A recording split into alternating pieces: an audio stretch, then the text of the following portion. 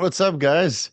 It's the Vigorous Q&A again with the good old shirts. This time I don't have to go on holiday, so the shirt is back. Going to patio for 2 days was nice and relaxing, albeit not entirely because we did a lot of sightseeing, a lot of meeting with people, and still a lot of training, so it wasn't exactly holiday. And then after I got back, of course, a boatload of work was waiting for me. I'm happy you guys enjoyed the Halotestin deep dive. That was a fuck ton of work, and we got demonetized. Too bad. That was a lot of work. So we got about 10,000 views up until now. Hopefully, we can build our way up to 20,000 views. Because again, I need a little bit of return of investment for all the time that I spent on PubMed, piecing everything together. Let's see. What else did I do? Oh, I didn't get a chance to finish the webinar from Merrick Health. So that one will go up on Monday because it was a lot more overlays and trying to make it look a little bit nicer than the Zoom conference call that we were able to record. So I did my fair share of additional editing to make it look extra professional. I made a couple word mistakes here and there, mistaking HCG for SHBG. But again, when you do these webinars live, some mistakes are bound to happen. Still, you guys will probably enjoy that webinar. It'll be up on Monday. I finished the drostanolone, the mastrone propionate, or drostanolone propionate mastrone deep dive. So that will drop sometimes next week because it's not that long because there's not so many studies that we had to analyze. I already started working on the TB500 video. Let me double check if you guys are not complaining about the audio. No complaints about the audio, so we're all good. So the TB500 video is already prepared for because there's only 5 studies. Yeah.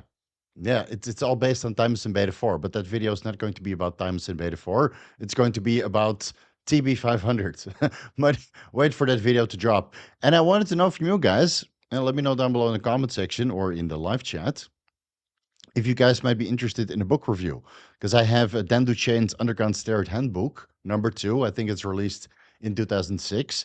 And Arthur L. Ray's Building the Perfect Beast, Arthur L. Ray Building the Perfect Beast ebook. So it might be interesting to go through those, even though they're very, very, very old. So we can see if these authors were ahead of their time or a little bit misconstrued in their pharmacology assessment. There's a great book that you should read. It's called Be Your Own Bodybuilding Coach by Dr. Scott Stevenson. I've linked it down below. This is probably the best book you can find anywhere on bodybuilding overall. It's completely cited with over 100 citations. You will find anything from bodybuilding to training to contest prep and a pharmacology understanding. So if you want to purchase one ebook, buy that one. And I did an interview with Matt Martell, who's writing a very large interview for a larger fitness publication. And he was looking for teenagers who were using Trenbolone or teenagers who are now adults who've used Trenbolone when they were teenagers. So the story is mostly about the romanticization of Trenbolone in the media nowadays, whether that's on social media or even in movies, right? The Timberlone sandwich is slowly making its way into Hollywood as well. So he's looking for people who used Trenbolone in their teens. We're talking about 16, 17, 18 years old. And if you were crazy enough to do that younger, he's looking for those stories as well. And those stories can be done anonymously or publicly. And you can even get, a little bit of a credit in the article when it gets publicized. So all details are down below. His email, please reach out. Let me update this and then we can get started. So it's bymartel@gmail.com. Please give him an email if you were crazy enough to use Trenbolone in your teenage years. All right, we have a boatload of questions, guys. So we're going to go right into it, starting with the super chats. Gene Furious, Coach, can IGF-1 or HGH be beneficial for sprinters? Other ideas for speed, power, and quick neuromuscular recovery? I'm using testosterone gel WADA all year. I mean, that still has a detection time of, let's say, 6 days, and maybe even longer. I don't know what the detection time is of testosterone gel, but of course, you would be able to spectrum analyze that because it's not endogenously produced, and it differs from the carbon isotope radio testing or carbon. Man, I forgot what it's called. Anyway, carbon isotope ratio testing. I think that's the one. And of course, we know the detection time of testosterone suspension, but that's intramuscular administration. Detection time is about 4 to 5 days. But with gel, I'm not entirely sure. So play it safe. You can use IGF-1 or GH. It will put some weight on you, so that means you have more weight to sprint. And I would rather look into something like Mildronate, which has a detection time of 182 days. So that's a little bit difficult. But then Hapoxin, Amoxapine, and Bemetil or Methylene Blue. I discuss everything in the Endurance Deep Dive video series. You would be smart to watch those because there I go a lot more in depth. So look for Hypoxin, Amoxapine, and Bemetil. Those are not on a doping list, even though Hypoxin is on the monitoring program. And then methylene blue at a low dose, maybe 2 to 5 milligrams per day to help with mitochondrial function. That should improve your speed and power quite a bit. And otherwise, there's DADA, which I also discuss. I always forget what the full name is. It's called diisochloro,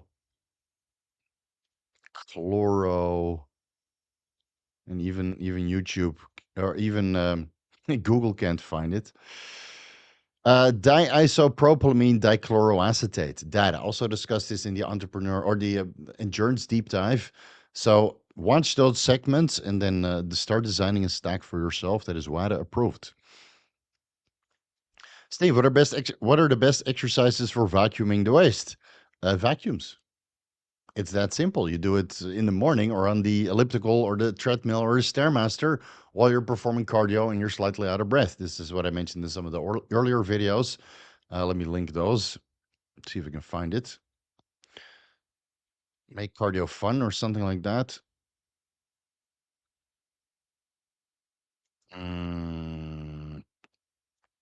Cardio fun. Man, I can't find it. 1 second, guys. Because when I look for cardio, I get a lot of videos, so I don't get it automatically recommended. Oh yeah, 3 useful tips to multitask and kill time on the cardio machine. No views, of course, but that's all right. I'll link it down below. So you can do vacuums while you do cardio, man. That's how that's how I have always done it. Because again, during the cardio, you're a little bit out of breath, and when you're posing, flexing on stage or for the photo shoot, you're going to be out of breath also. So you might as well practice it while you're out of breath. And that's basically the only way. A waist trainer works to a certain extent, but you have to wear it 24/7. And just going hungry, trimming your waist that way, removing all of the visceral fat, which I mentioned in the stubborn body fat video, which of course got a boatload of views because everybody wants to lose that stubborn body fat. That is probably the best way to trim your waist. Next one, Biscumpth or Biscup FTM became a member. Welcome to the Vigorous crew. Josh, Uncle Steve, oh shit, 0.9 IU's genotropin daily, so that's 0.3, yeah, 0.3 milligrams. Let's see, on a 6 months bridge, 190 milligrams testosterone cypionate weekly, 2.5 milligrams Anavar daily. Sounds fine to me. It's not a cruise if it's a bridge. And then a little bit of orals are okay, right? IGF-1 is 198 to 234 nanograms per milliliter. Best timing for hyperplasia. Well, in 0.9 IU's genotropin, don't expect too much hyperplasia. And your cycle is a bridge. So you're just trying to maintain, take your growth hormone before the workout to initiate a little bit of fat loss, or put it before bed to help with sleep quality and sleep duration. And don't expect hyperplasia out of it. You get a little bit of fullness, and that's it. Dude, it's 0.9 IUs. What do you expect? All right. If you want to get more results, clean out more, do an actual cruise. 1 IU genotropin and 190 milligrams testosterone cypionate weekly. Take the Anavar out, so you don't have exogenous, non-bioidentical hormones in your system. And then sauce up hard when you're ready to do so, and you should be healthy by that time. Lethal Promotions asks, you mentioned the last Q&A that MOTS denatures very quickly after reconstitution. Can we freeze such peptides? No, of course not. I know it's already lyophilized, right? Lyophilization of the puck is a freeze-dry process, but you add water. Do it. So when you add water and then you freeze it again, the problem is that the water forms crystals, and it's these crystals that break the peptide bonds apart. So whatever dose of MOD-C you're going to go with, whether that's 2.5 milligrams, 5 milligrams, or 10 milligrams, which I think is way too high, um, get the dose that you're going to use within the first 15 minutes of reconstitution. I once froze my lab Melanotan 2 batch due to nausea, and it worked right after freezing. But this is the only time I've done so. Okay, so maybe Melanotan, the chemical structure you can freeze, and even HCG you can freeze. I've done that myself. But maybe with MOD-C, that's not the case. And keep in mind, MOD-C, let me see, what is there a special structure about it? Like if it's lipophilic on the inside, which HCG is, well, I don't see anything about that. I know, give it a try. Reconstitute it, freeze it after, or just put it in the fridge right away, so it freezes within 20 minutes, 30 minutes of reconstitution, and then try to inject it right after thawing. But the time that it takes to freeze and the times that it takes to thaw, maybe you already lose potency. So I wouldn't do it. MOD-C is fucking expensive, so I would just reconstitute and pin within 15 to 20 minutes. Maximal 187 asks thoughts. Please on lipids profile of cholesterol 106. Okay, it's low. Triglycerides 114. It's a little bit high for athletes, but within the reference range. HDL is 21. You're clearly on steroids. LDL 89. Macros 209 grams of protein, 266 grams of carbs, fat 82. So that's what, a 40-40-20 split. My diet is so clean, I'm about to throw up FSC another plate. Okay, it looks like you're either on steroids, that's why your HDL is so low, or you're following a vegan diet. And that's why your triglycerides are high and your cholesterol is reasonably low. So I need additional pylons. I mean, I need additional data for this to make sense.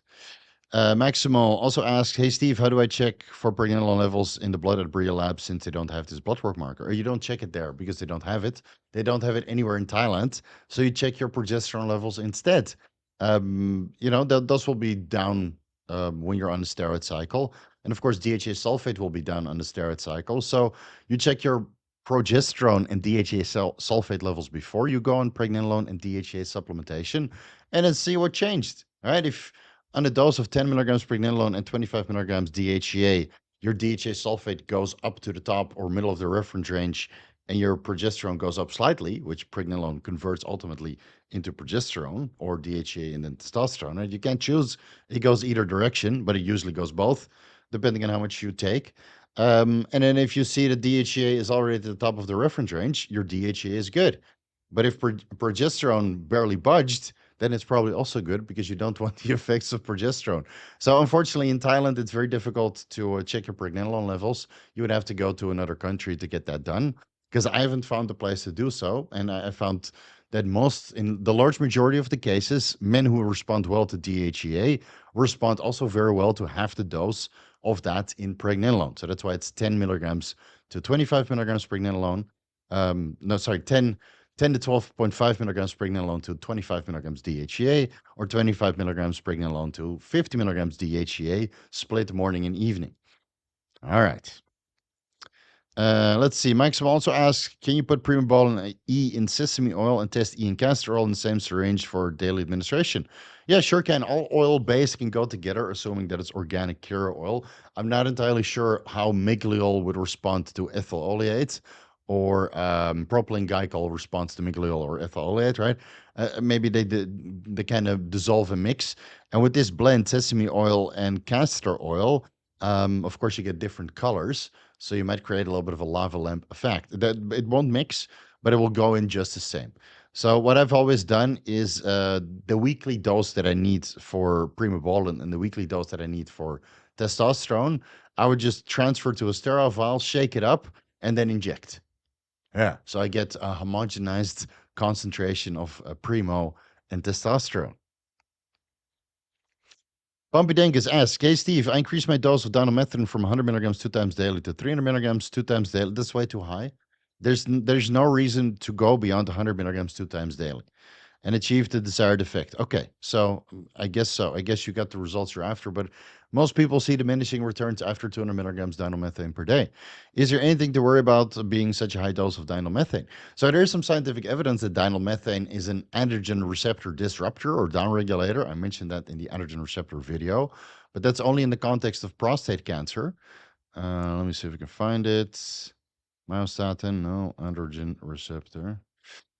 So, if you need 600 milligrams dinomethane per day, honestly, I would rather go to an aromatase inhibitor because that seems like a little bit too much. And maybe at that dose, you do get androgen receptor downregulation or negative effect on your androgen receptors. But I've never known anybody to get a negative effect of 200 milligrams dinomethane. But I've also never talked to anybody who went to 600 milligrams dinomethane per day. So watch that video, read the citations, and do the blood work, and then maybe just go to an aromatase inhibitor. I mean, maybe that's the way to go forward. Alvaro JD, our timestamps guy, asks, "Hey Steve, I have a little hernia right above the belly button. Never had any pain or issue at all." That's the same thing I had. I'm pretty sure I've had it for years, but I just noticed it after it got pretty lean. Even while very lean, it's only noticeable when I do a deep vacuum. Do you think I should get surgery to fix it? No. Why? For what? Are you going to step on stage? Are the girls turned off when they go down your pants and they see the belly button poking at them, and now they don't want to give you a blowjob? If that's not happening, dude, who gives a shit? Really, who gives a shit? You're probably the only one who noticed it. I have the same thing, and it was, if I'm very, very lean and I pull a vacuum or just flex my abs, you see a little bit of a bubble. I don't give a shit, man. The vanity days of me have sailed long ago. I have no intentions to step on stage. I'm happily married, and I don't think it distracts from my look at all. So it depends on how bad you feel about it. Ask your girlfriend, ask his partner, ask some random girl that comes over because I don't know your relationship status, and then see what.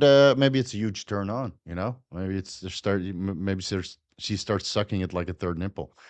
I don't know. You never know. So if it's bad and it starts ripping, okay, you need surgery, right? All your intestines are coming out in between your abs. Then I would definitely get surgery to get that all reattached so you don't get yourself an umbilical intestinal strangulation. Man, my pronunciation today is fucking shit.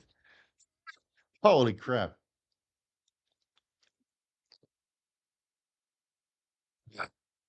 I just need one day that I'm not talking so I can let my mouth rest.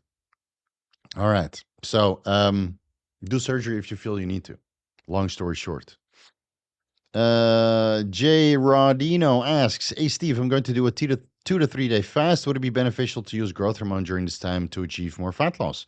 Yes. Next. "Hey Steve, I have a little..." Oh, right. Already answered this one. Why did I copy this twice? That's weird. All right, never mind. Next one. "Hey Steve, I've been seeing a lot of TRT clinics offering sublingual testosterone combined with enclomiphene and pregnenolone. And these fuckers are trying to reinvent the wheel, huh? Real fucking men inject. Real fucking men inject. Why do these TRT clinics create pansies? Fuck, man. What would sublingual testosterone affect my fertility? You're taking exogenous testosterone, so you might have a suppressive effect on testicular function, but you're also taking enclomiphene, so luteinizing hormone, follicle stimulating hormone levels should stay in range. You might also risk blood clots, so please do additional research. I would go with HCG and exogenous testosterone injectable route. All right, but if you're a pansy and you don't want to inject, or your TRT clinic thinks you're a pansy and they don't want you to inject, then go shop somewhere else. Yeah.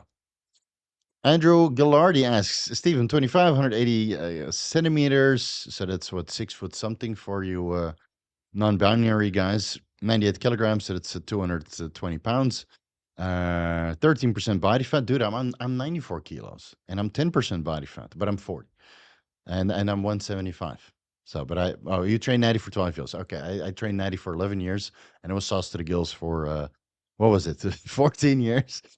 Started with 150 milligrams a test, now 175. Blood work are all in range except estradiol, 68.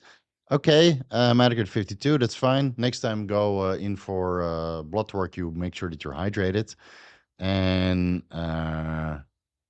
let's see. Yeah, you can increase the dose to 200 milligrams, but you have to go to daily subcutaneous microadministrations and bring your body fat levels down if you don't want to use an aromatase inhibitor. And again, I don't think that aromatase inhibitors are the devil. That's just these fucking retards in the TRT community that can't understand scientific evidence. So let me see. I have a video on this also. I have a video on everything, man. Because these guys, they go to, they read studies in the context of breast cancer, and then they look at the side effects of aromatase inhibitors, and they come to the conclusion that it's all terrible. But in reality, all the symptoms of low uh, of aromatase inhibitor use in breast cancer, where they have to crush serum estradiol levels, that's exactly the same as low estrogen levels. So how about we don't crush our serum estradiol levels when we use an aromatase inhibitor? And in the context in which I discussed in this video, in the context of using an aromatase inhibitor on TRT, there's no deleterious or adverse effects.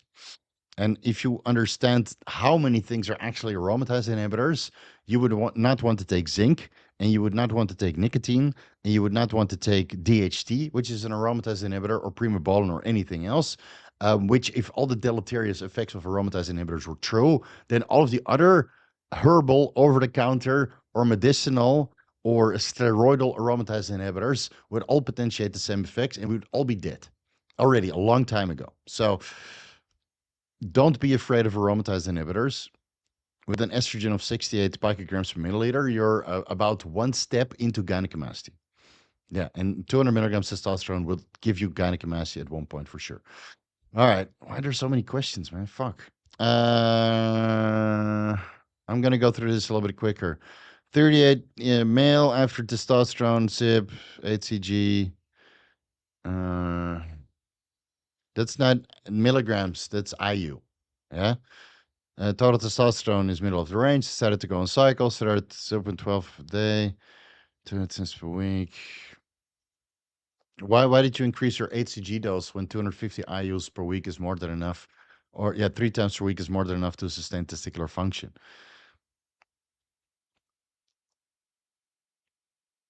This is fucking hard to decipher, dude.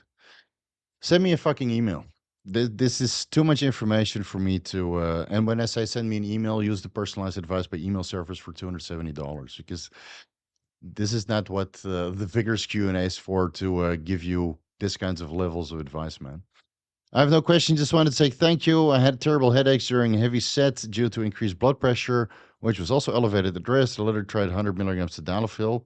Okay, that's a bit extreme. Somehow my dick didn't explode. Okay, that's great. Did not help much. And then I remembered that you were recommending using taurine, coenzyme Q10 during the workout for heart health. I added it to my pre-workouts. 40 milligrams tadalafil, 5. Slow down. 5 milligrams tadalafil, not 40. 1 gram of hawthorn belly, 3 grams of taurine, half a gram of coenzyme Q10, what, 500 milligrams? That's expensive. I think 100 milligrams to 400 milligrams is more than enough, depending on the strenuous activity. Add some magnesium also, all right, for relaxing your arteries. I will see my cardiologist at the end of May and try to lower the dose to 20 milligrams tadalafil, 5. Slow the fuck down. Thank you for your knowledge that you are sharing. Okay, good. All right, we've gone through it. Yeah, I saw your question, but dude, you better send me an email. This is going to take me way too long, and there's a boatload of other questions that we need to get to. So I'm going to skip over it. That's for personalized advice by email, man. Would you consider a high level of homocysteine or CRP out of the reference range? Obviously, you know. What type of effects does TRT have on blood vessels? Your blood pressure might go up, but it's usually an indication of magnesium and calcium deficiency. Mr. B, we're 20 minutes behind, so I'm going to go fast. Given 12 IU's growth hormone daily, what is the ideal dosing protocol for fat loss? 2 IU's 6 times per day or 3? Apparently, the maximum dose of growth hormone that you can get fat loss from at any given time is between 1.2 to 1.5 IU's. So you would have to dose that multiple times per day, which might also give you insulin resistance, because now you have continuously elevated free-form fatty acids in the bloodstream, which inhibits insulin receptor substrate 1 and prevents insulin from working at the receptor sites. So now you don't get any GLUT4 or GLUT4 translocation. So if you want the most amount of lipolysis, multiple injections over the day, ideally around activity, are preferred.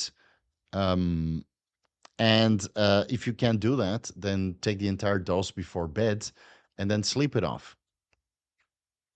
Yeah. Best Melanotan 2 protocol. Can you tan with minimal to no sun? I've heard guys do like a 1 milligram loading phase for a couple days and then maintaining on 0.25 milligrams melanotan sub Q and just staying in the shade all day and still getting a tan. But inside, I go through some of my older videos where I was experimenting with PT1 for 1. I looked muddy at 1 milligram a couple times per week. So I didn't really improve my libido that much. So I would still go out in the 10 because again, you know, if you don't get the 10 you want and you start increasing the dose, getting increasingly nauseous and the flushing side effects and then whatever negative side effects you will get from melanotan 2. And after that, you don't get a happy 10. You suffer through all these side effects when in reality, you just could have gone outside and get a nice fucking 10. And that being said, I'm pale as fuck and I still get laid. So it's not the end of the world. Not personality. There's no peptide for personality. Azaya, is it better to pin 10 IUs all at once before bed or split it up during the day, looking for maximum IGF-1 levels, not specifically muscle growth? Based on blood work that I've seen, I would say that one shot any time of the day. Actually, the real protocol here is that your liver glycogen stores need to be empty, and then you administer one bolus shot of growth hormone with short-acting insulin while absorbing carbohydrates. And I think that's the protocol to have maximum IGF-1 levels. But how much is that going to differ from taking growth hormone at any other point during the day? It's probably like, I don't know, 2 to 5% difference. You know, how much of a net effect do you think that's going to make on having elevated growth hormone levels for the couple of hours that you injected your 10 IUs and having elevated IGF-1 levels for 36 hours after the administration? You know, you're splitting hairs here, dude. It's already 10 IUs. It's already a lot. So you can split it up if you want fat loss, if you're doing it before activity. Again, beyond 1.5 IUs, based on the scientific literature, it doesn't really seem to potentiate more fat loss. And if you're specifically looking for anabolism, I would do it around workout with insulin. Yeah. So that seems to be a good way to go. With genetic average IFBB pros, is it possible to win pro cards using only bioidentical hormones? No. No. No, because your competition is going to use testosterone, masteron, halotestin, superdrol, anavar, and you're simply not going to get that hard look without it, and it's the hard look that wins regardless of class. Steve, would you recommend TRT for operators in their 30? If not, would you recommend some other substances? Operators? Would you recommend TRT for operators in the 30s? If not, would you recommend some other stuff? That's a very broad question, Luan. I don't know what you mean. Really? Specify, please. Brandon Kelly, do you still alternate between Huperzine A and Modafinil? I haven't used Huperzine A or Modafinil in a very long time, but Huperzine A, not specifically, obviously, but it is part of Gorillamind Respawn, which I use about once or twice per week. Scared to take 50 milligrams Modafinil, but you're saying I can still sleep. I just bought some. Yeah, I mean, you know, with Modafinil, a low dose goes a very long way, but you have to take it in the morning because it has a very long half-life. And you can even combine it with Huperzine A. But again, it might be a little bit too much stimulation. So experiment and see what works for you. Ascension Martinez, Steve, is it better to take higher doses of growth hormone days, 5 days on? Okay, I have a video about this. I'm just going to link it. That protocol was done for budget purposes, and it has no real practical application. I was thinking about redoing this, but I guess it's time. I guess it's time to do this. So the reason why people did that is they still got the same results / fullness taking growth hormone 5 days on and 2 days off.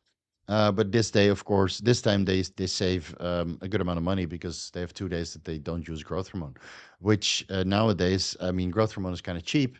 Right? We mentioned that in the comparison between pharmaceutical to generics to growth hormone secretagogues. I mean, good quality generics come at like do it $1, and pharmaceutical at $4. So how about you do 2 days of pharmaceutical and 5 days of generics, and then enjoy the gains? Thomas, all right. Is there a question? Here it is. Okay. Steve, I have narcolepsy and prescribed GHB before bed every night called Lumryz. Lumryz. Is it pharmaceutical GHB? Lumryz. Sodium oxybate. Hmm. Is it GHB? I haven't looked into Rex a very long time. All right, let's answer the question. Does GHB cause any hormonal chemical changes that I'm aware of? If so, not to mitigate. Apparently, or GHB increases growth hormone secretion, um, but I never really see this play out on blood work results. This is why I didn't include it in most of the growth hormone releasing videos, because I don't want to incentivize people to abuse GHB without getting any results. So I'm not sure, man. I haven't really looked into it. So maybe go to bluelight.org where people can discuss drug, and otherwise type in GHB and hormones in PubMed and see what you can find. Because I'm not too specialized in Rex. And when I was using Rex, I was not caring about my hormone levels. I was just caring about having a good time because I didn't do it so often. And of course, if you're doing it every day, then you should definitely do the research. Ripon J, how much protein should we take during the cycle? That's a very broad question, and you know it. Anti-PUFA pussy eater. All right, I dig it. Hey, Steve, what do you think is a good stack dose just for gymnastic calisthenics performance? What do you think about Trenbolone and Anavar? I think you should watch the Endurance Deep Dive video series where I discuss that most steroids will make you heavy and hinder performance, and you should always consider TRT before adding in orals. Um, I'm beginning to think that the audience is losing IQ points at this point because the questions are getting more and more and more away from what I generally preach. A lot of questions about height protocols, a lot of questions about oral only cycles. And even though I present scientific evidence that oral only cycles might be good or might be an idea not to have suppressed testosterone levels, right? That's for information purposes. That's not to make decisions with. That as a justification to run Anavar or Trenbolone, right? Um, Hopefully you guys know better, and hopefully you guys get your head off your ass and start watching the videos, and also do a little bit more research. So I don't think this is a good idea. If you want to improve your gymnastics and calisthenics, then look into nootropics to increase your reaction time and hand-eye coordination, and use compounds which are known to improve metabolism and optimize energy expenditure. So that's cardine, even though that might cause cancer. Mildronate, even though it has a very long detection time, but cardine also has a very long detection time. Hypoxin, Bemetil, methylene blue, EPO, data, etc. Steroids are not good for performance. But it's sexy to talk and ask about it, right? First time on here as a member. I got some IGF-1 DES. I don't have very much experience with IGF-1. Would like to experiment with it. I'm currently on 350 milligrams of testosterone anything weekly. What would you want to try? Ideas. I would use the IGF-1 and then switch to IGF-1 LR3 because this I've heard lackluster results. I've used it myself. I didn't get anything out of it. I've used it from multiple sources, all claiming that it's the best shit ever. Got nothing. Got nothing. High dosages pre-workout, nothing. IGF-1 LR3, continuous fullness, continuous nutrient partitioning, continuous fat loss if I was in a caloric deficit while still remaining full. So run it at, let's say, 200 micrograms bilaterally in total. So that's 100 milligrams left, 100 milligrams right. Directly, let's say, post-workout, and then switch to pre-workout to see if that makes any difference regarding fullness, pumps, and overall enjoyment of the workout. And then switch to IGF-1 LR3, the exact same dose, 100 micrograms, and see what the difference is. And you'll convince yourself to buy more IGF-1 LR3. Best way to counteract neurodegradation on Deca. I think all steroids are neurotoxic, but the large majority of the steroids have not been investigated in the context of neurotoxicity. Go to PubMed, Science Direct, Google Scholar, or any publication website to look for drostanolone and neurotoxicity or brain or any search parameter. And trust me, I did my fair share of researching on this. You can't find any study. And it's the same for Primobolan and it's the same for Anavar. The only steroids which have been investigated in the context of neurodegradation or neurotoxicity is testosterone, nandrolone, Trenbolone, Winstrol. I think that's about it. I think that's about it. So the best way to counteract neurodegradation from Deca is not take Deca. Right? It's the same as counteracting the neurotoxicity from Boldenone. Don't take Boldenone. I think all steroids are neurotoxic, kidney toxic, hepatotoxic, and cardiovascular toxic. But it just hasn't been investigated to that extent amongst all steroids. And it will never be investigated because scientific evidence or the scientific community just doesn't give a shit. Most of the steroids have already been discontinued for medical applications. And when you look at drostanolone, for example, again, the deep dive will drop next week, you see that all of these studies go after cancer remission rate. They don't care about neurodegradation or kidney toxicity or liver toxicity or cardiovascular issues or blood work changes. They simply don't investigate it. They're trying to keep these people alive. And then neurodegradation is a fucking afterthought, dude. Yeah. Trenbolone has been extensively investigated, though. It's like 800 studies or something. So, yeah. Don't take nandrolone. Steve, did I do a video on MENT? Yes, I compared MENT with, I think I compared, but at one point I'll make another deep dive on it because in those comparisons, I didn't really dive that deep into the scientific literature. So it is on the to-do list, but I got drostanolone dropping first, and then I'll probably do TB500 and then an oral. Which oral would you like me to see do first? We have Dianabol, Superdrol, Turinabol, and Winstrol. Right, because I already there's and Proviron, yeah, and because I already did Anavar and Halotestin, and that's about it. Am I forgetting one? Anavar, I think that's it, at least from the popular ones. So you can choose Proviron, Superdrol, Dianabol, Turinabol, or Winstrol. All right, choose. Let me know down below in the comment section, or should I make a poll? Well, let's make a poll a little bit later. Let me write a note for myself. 1 second. Poll on which oral steroid to deep dive next. And when we do oral, we dive deep, okay? Yeah. Yeah. Not we, but her. Guys. All right. So MENT is on the to-do list. Chisel. Super chat, but no question. All right, I'll take it.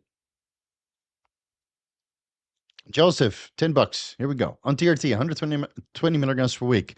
I experienced severe panic attacks and had to stop. Why does TRT cause anxiety in some cases? Was on it for 1 year, feeling much calmer and much better without it. Could be the administration frequency, could be influx of testosterone at any given time. Were you going intramuscular? Were you going sub-Q? What was the carrier oil? Were you allergic to the carrier oil, which I have videos about? I'll link it down below. It's only 50 minutes long. Well, you guys will never be able to say that I'm not thorough. I'm very thorough. Insomnia on TRT. That will give you some. The Insomnia on TRT video will give you some good ideas.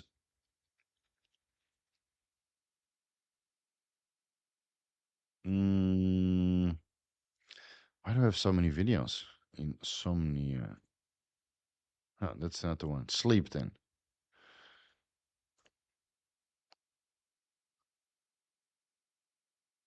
Oh, it's in the thumbnail. I said insomnia on TRT. Oh, so those are the ones with the subtitles. Oh, it was a fun experiment. Cool. I've linked it down below. Give those a watch. But it could be multifactorial, and it could be the high influx of testosterone, could be the carrier oil, could be how often you inject and the injection depth, right? Intramuscular or sub-Q. And maybe try HCG monotherapy for a while, but that is also known to give people anxiety. Maybe you're just not in a good physical state of health, right? Maybe your blood pressure is high. Maybe you're a high panic individual anyway. Maybe you are lack of GABA or neurotransmitters. Maybe you need to supplement with GABA to relax you a little bit, or look into L-theanine or saffron extract. Right? Address the anxiety before you get back on TRT, and then slowly build it up. Right. And panic attacks are brutal, of course, right? But it could be from an underlying issue that the testosterone is exacerbating. And until you address the underlying condition, then, TRT might be in the cards for you later. All right, Steve, I'm not a vegan. I was on TRT plus 3 years prior to the first cycle that I was run like a week. Testosterone 350, 300 primo, HCG 250 IOs every other day, 140 milligrams Anavar per week, 20 milligrams cardarine pre-workout. Okay, so Maximal asked about his HDL levels. If I can find it.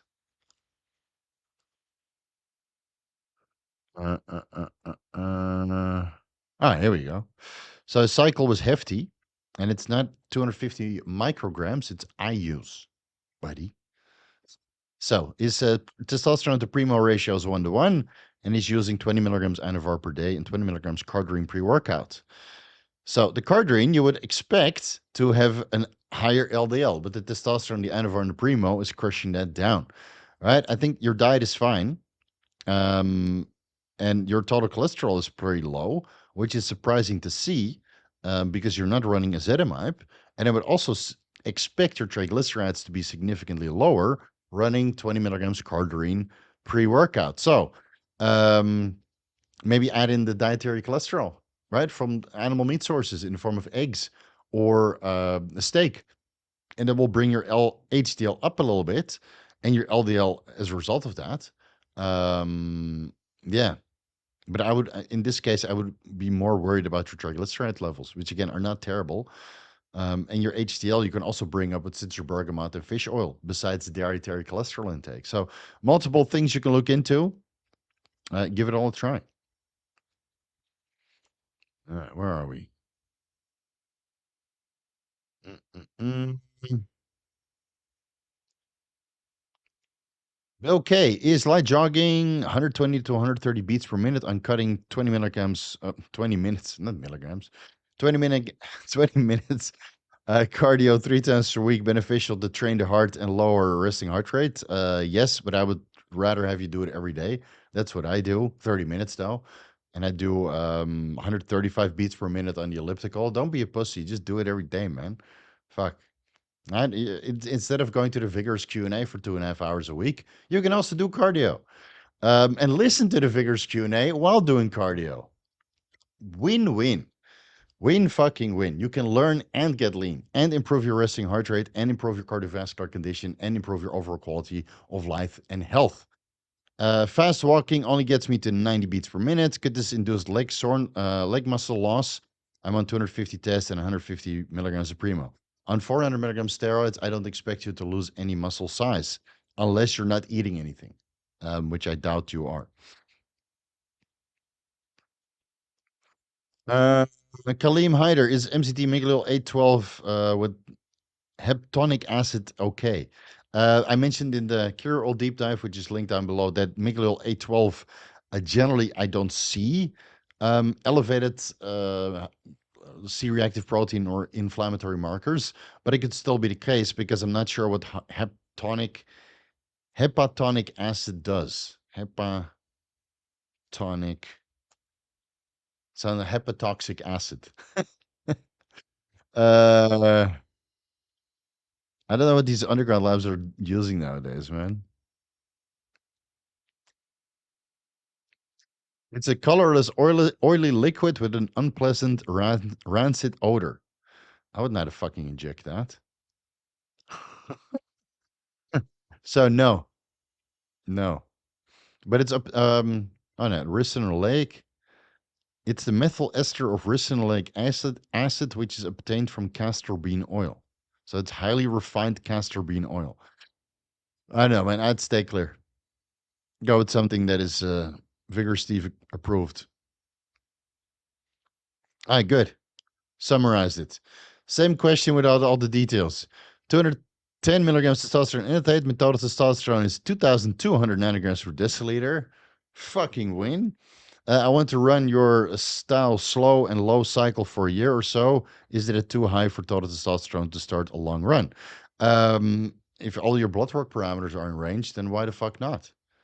Right? I mean, again, serum testosterone does not represent the results of testosterone that you get, because some guys have low serum concentrations even on a dose like this, but the results are phenomenal. You know why? Because the testosterone is on the androgen receptor doing its magic.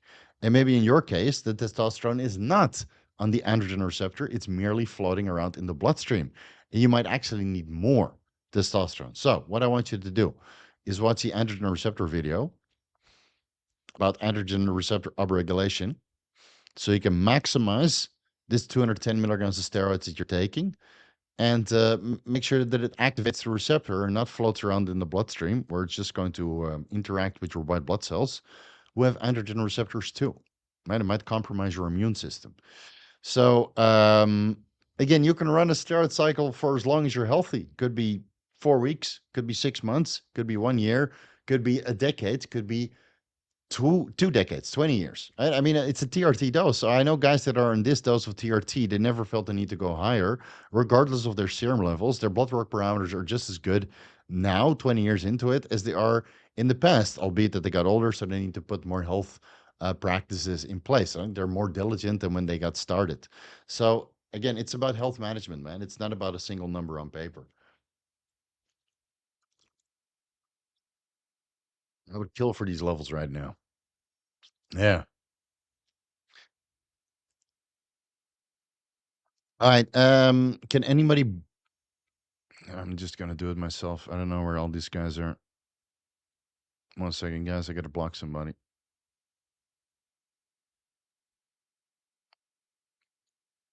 One second. Jeez, where the hell is it? Mm.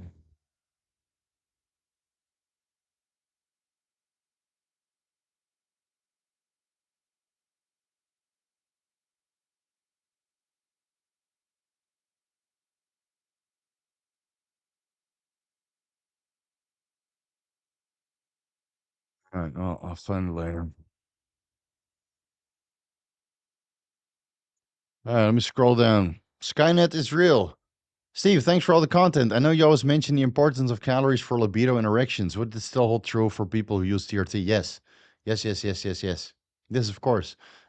You could have perfectly balanced hormone levels. Testosterone top of the reference range, estrogen top of the reference range, DHA top of the reference range, all micronutrients intact, right? In perfect bill of health with a big fat dick and a hot wife.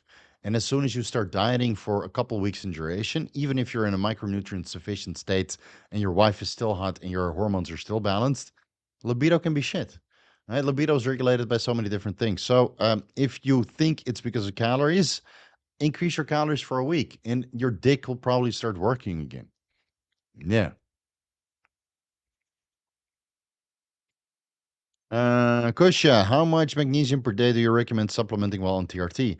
I would start with 100 milligrams per meals and then slowly build your way up to 200 milligrams with meals. But also have to figure out how much magnesium you're getting from your diet, because some guys don't get enough magnesium and some guys get already enough, right? So go through a Chronometer or some of these other websites where you can kind of plug in what you're eating and then get the micronutrients back, and then start supplementing with 100 milligrams with meals. And if you eat 3 meals, that's 300 milligrams magnesium. If you eat 6 meals, that's 600 milligrams magnesium. And then if you feel you need more, like I need 1,200 milligrams magnesium per day on cycle and about 800 milligrams magnesium now that I'm off. So I take 200 milligrams magnesium with the 4 meals that I have. And that keeps my muscle nice and full. That's definitely not the growth hormone and the HCG that I'm on. No issues with blood pressure, though, unless I get provoked. No, then my blood pressure is very high, but that's norepinephrine. Yo, for a milder cycle. Thoughts on HCG only cycle for performance? It's not a cycle, that's just HCG monotherapy. A cycle insinuates multiple compounds that you cycle in and out. HCG 250 IUs 3 times a week plus Anavar or HCG plus 250. Dude, if you want to do a cycle, do all three. 250 IUs, HCG 3 times per week, 200 milligrams testosterone enanthate per week, subcutaneous microadministrations, or 3 times per week in between your HCG administrations. And on Sunday, we rest, right? Just like God intended. And then Anavar use supplements pre-workout, 5 to 10 milligrams, on workout days, sublingually for the maximum bang for your buck. And then you split it AM, PM, half the dose on your rest days. Right? On Sunday, you don't have to rest. You still take your Anavar. Because that's what, well, I can't say that, right? I'm not religious and somebody's going to get pissed off. So that's what Vigor Steve said. Take your Anavar on Sunday too. Fuck.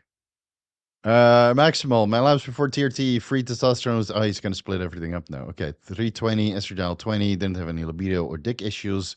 Should I stick with this ratio of 1 to 16? Currently 1440, estrogen 45. So your testosterone is about 44% out of the reference range, and your estradiol is towards the top of the reference range. Not too happy with the D. So what about your prolactin levels? What about your DHEA sulfate levels? What about your pregnenolone levels? Right? Those also play a factor. So are you taking HCG alongside your TRT, right? There's a honeymoon phase of TRT where you feel great, lasts about 6 weeks. And then you need to look into hormone replacement therapy, which I mentioned many times. So let me link the video that is how to self-prescribe TRT. Yeah, do it yourself hormone replacement therapy in 4 easy steps. I got a video and everything, man. I could just retire. Oh, is that? No, that's not the correct one. I could just retire and leave you guys hanging. Steve, what about this? I have a video on it. Steve, what about that? I have a video about it too. It's 20 minutes, man. It's 20 minutes.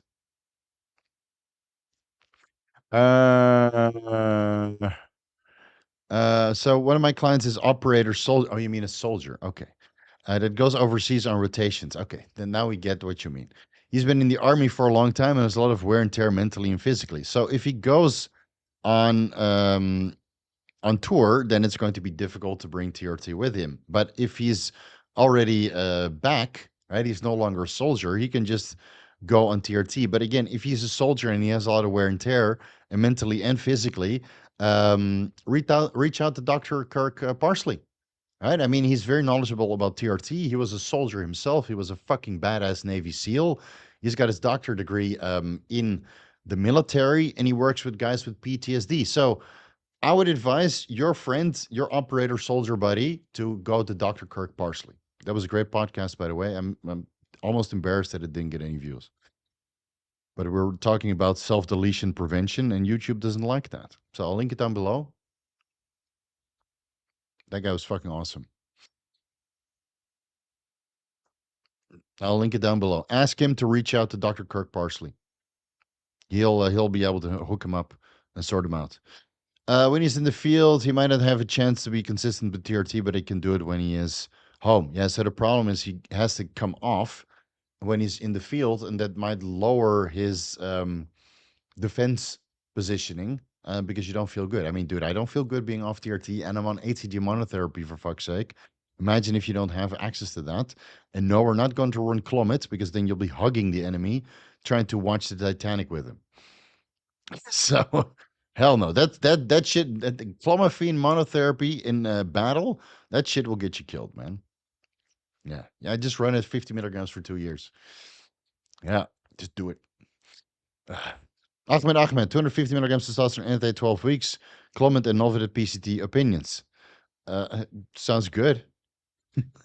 Sounds good to me. All right. 100,000 cop. Let me convert that because the color is nice. It must be $50. Colombian pesos. $26. Much appreciated, Peso. Peso is very upset that I increased my consultation fees because we used to talk all the times, but now I'm too expensive. Sorry, buddy. It's fucking nonstop, these consultations. Dude, I went on holiday, right? Guess what? All these guys need consultations, right? When I'm on holiday. I'm like, can't you just wait like 2 fucking days, dude? No, my dick doesn't work, and I already transferred the money for an entire hour. I'm like, what the fuck? Can't have a holiday. So I'm sorry the consultations are this high, but if they were any lower, I'd be on the phone 24/7. And I would not be able to do 2.5 hours of vigorous Q&A because then my mental verbal fluency would be even more fucked than it is now. Now we definitely don't get monetized. Okay, Peso, we're getting to your question. Don't worry. Trying to decipher why I'm going hypothyroid. I'm on 250 milligrams of testosterone enanthate or propionate, 250 milligrams of mastrone. With FIV, I use growth hormone and 100 micrograms T4. Still, my T4 came back at 4. Minimum is 5. Okay, is it total or free? Coach said not to change anything, but I'm starting to develop symptoms in before thyroid cancer. Okay, since you super chatted so much money, how about you include if that's total T4 and your free T4 and your T3 and your thyroid stimulating hormone, and then we take it from there. It could be that your deiodinase enzyme activity is too high. Maybe your iodine intake isn't sufficient. So this 100 micrograms of T4 is being converted right away, and then you're not producing enough T4 yourself.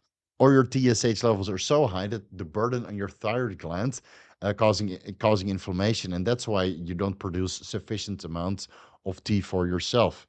Right? It could be early onset of Hashimoto's disease, and maybe you need to go to 140 or 150 micrograms T4, right? Just troubleshooting here because there's not so much information, but I like you, Peso. You're a strong badass. Um, so shoot me the details. 100K. Yes, that's right. Let me do all the super chats first. It's just nonstop. Hey, bro, thanks for the HCG suggestion. My sex drive is coming back and my erectile dysfunction is going away. Appreciate you, bro. Thank you. All right, another soul saved. And who would have known that it's so easy to restore your libido by adding an HCG? And who wanted to take that away from us? Don't vote for that guy again, you Americans. Don't do it.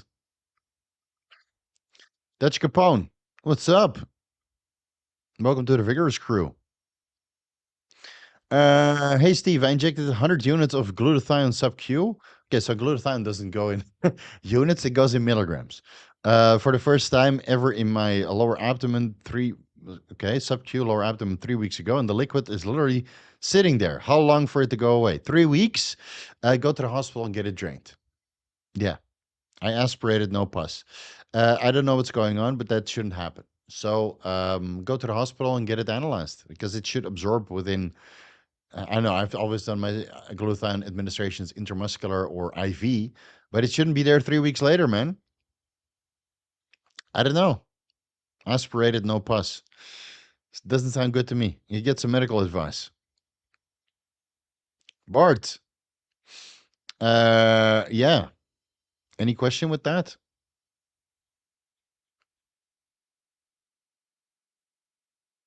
I don't see any question.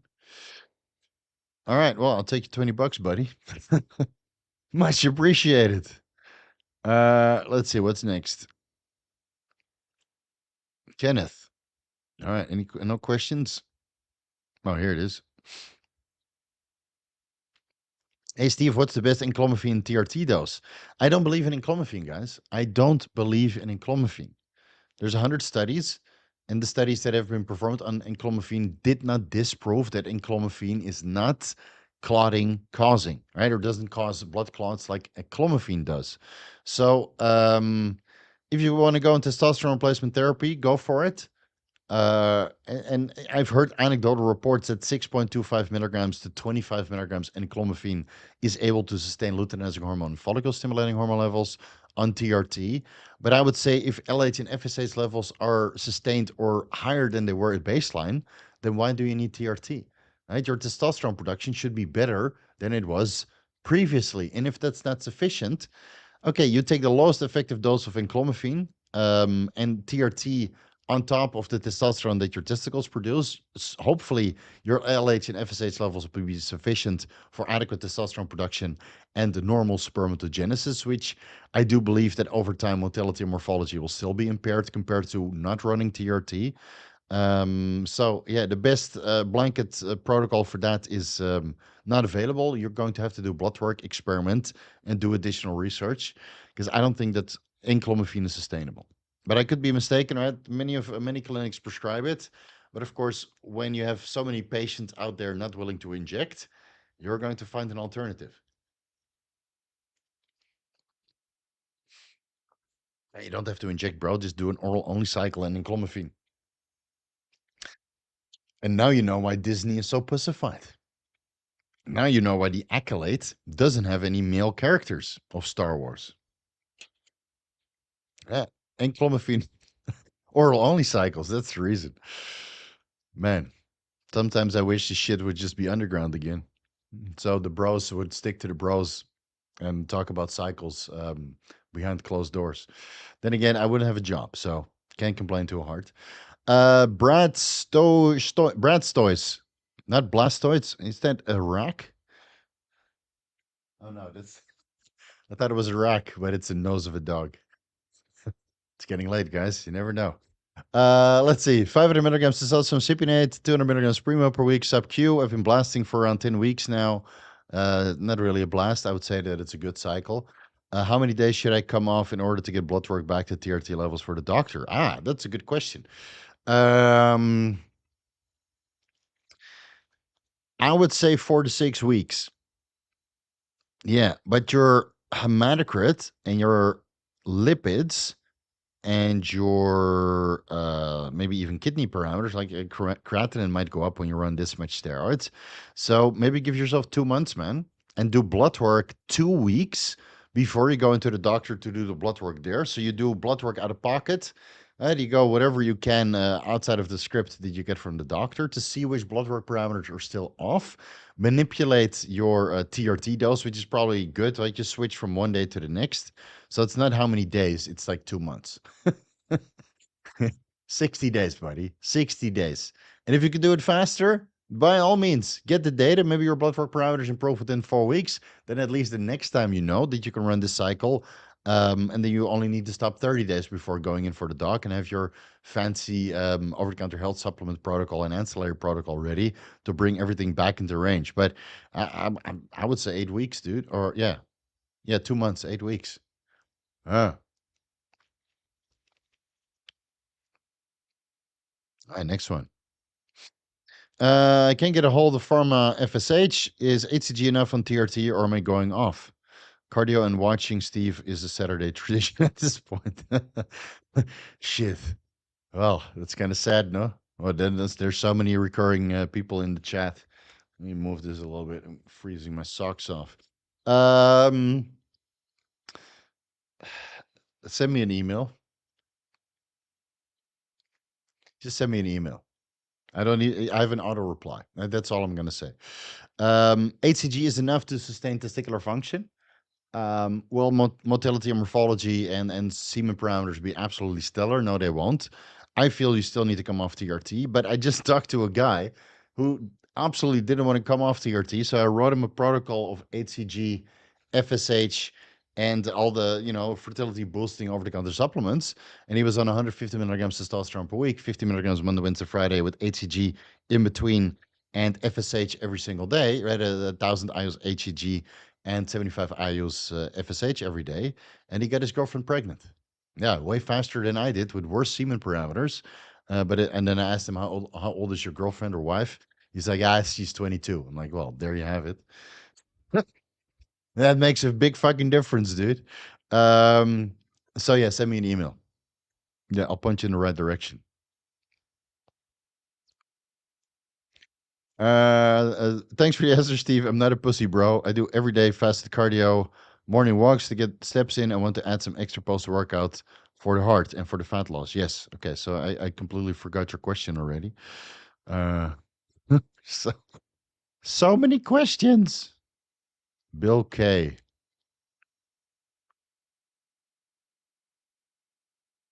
How far am I behind? It's like a race against time. No, I'm probably super behind. I can't find your question, but I'm sorry I called you a pussy. The hard work still needs to be performed, though. Uh, all right. I don't even know where I am in the chat. Terrible. Oh, here we are. Okay, okay. Oh yeah, we're like definitely 20 minutes behind. My bad. No need to click the link on the video. I'm on top of every one that relates to my situation. Already doing lots of optimization, etc. I just that my testosterone was 300 before TRT, so 2,200 seems like a crazy jump. Yeah, it is a bit of a crazy jump. And of course, on the dose that you were running, you would not expect that. So see how you feel. Like if everything is going according to plan and you feel good, keep it there. Otherwise, consider halving the dose so you stay on top of the clinical reference range. And again, it also depends on when you check your total testosterone levels compared to your injection, because generally they're highest the day after the injection versus the day before the injection. But if you do daily microadministrations, then of course they're going to be this level every day. All right, Bart, I think you were the one who dropped $20, right? Yeah, same face. Okay. Same face. Where's the question?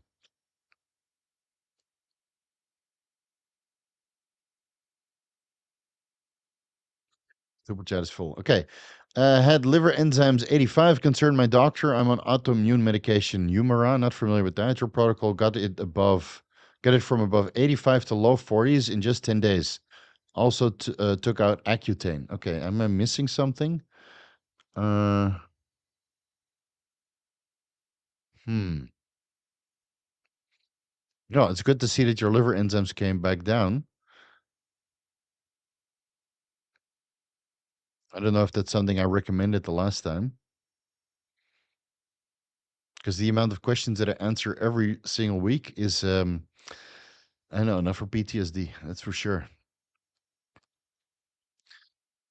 Steve, is an AST of 42 alarming? No, no, don't worry about it. It's probably elevated from training. 20% on all the nootropic blends on Gorilla Mode this weekend. Which one would you recommend if you only had to choose one? Gorilla Mind Respawn, hands down. Best one ever. Yeah, that is certainly my favorite one to take, besides, well, modafinil. But yeah, I would go with that one. James. All right, I found your question. I forgot to add context to my super chat. No worries. But I had a question. If you're not going to take Anavar sublingually, will it mess up your sleep at night if you're taking it in the AM or PM? Not that I'm aware, but if the dose is high enough and you take it late enough, then yeah, you might feel stimulated and it might keep you awake, which could also mean that you're training late and take pre-workout containing caffeine. Like there's multiple things that can keep you awake at night. So if you take it orally, try to take it in the morning for a while and then slowly creep up your dose to later in the day and see if it keeps you awake. It could be, right? Everybody's different. Everybody, some people just get a stimulatory effect from steroids. So if you notice that, take your entire dose in the morning.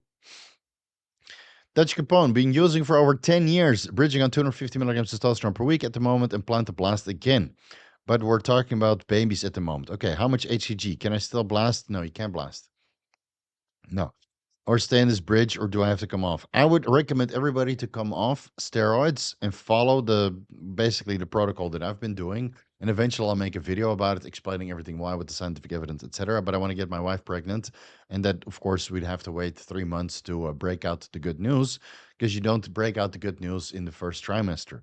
So at one point I'll make a video about it. For now, I will tell you that a protocol of 1,000 IUs HCG 3 times per week, Monday, Wednesday, Friday, 75 IUs recombinant FSH every single day, 400 IUs vitamin E, 5,000 milligrams taurine, about 400 micrograms selenium coming from dietary sources, and otherwise you supplement on top of that. 50 milligrams of zinc glycinate, feel free to increase that a little bit. 500 milligrams injectable L-carnitine, 2 IU's growth hormone, and even IGF-1 if you can source it, and not IGF-1 LR3, real recombinant Increlex. That is the only one that's approved for fertility because there's no scientific evidence on IGF-1 LR3 or IGF-1 DES. So 3 bioidentical hormones, or 4, right? HCG, bioidentical in women, men produce it in trace amounts, but in this context, you can take it. 1,000 IU's HCG 3 times per week, 75 IU's FSH every single day, 2 IU's growth hormone every single day, and up to 500 micrograms Increlex if you can source it, and if you can't source it, just leave it out. That would be your blast. And dude, if you have 10 years of lifting experience under your belt, even if you come off cycle for a year, it's not the end of the world. Is it great? Of course not. Right? I mean, I'm still lean, dude. I'm still lean. I have separation. Right? I'm of course next to real bodybuilders, I look like a tiny tit. But I still look decent, you know? But I love this shit. Even though it sucks to work out like this, I still love it. So you can't blast. Ideally, you come off testosterone. And if you can't come off testosterone, I would reduce it to 150 IUs, 150 milligrams testosterone per week. Right? Personally, I didn't do that because I know that the exogenous testosterone at any dose is terrible for fertility parameters, for your motility or your morphology. If your wife is young enough, you can still get her pregnant with impaired fertility parameters.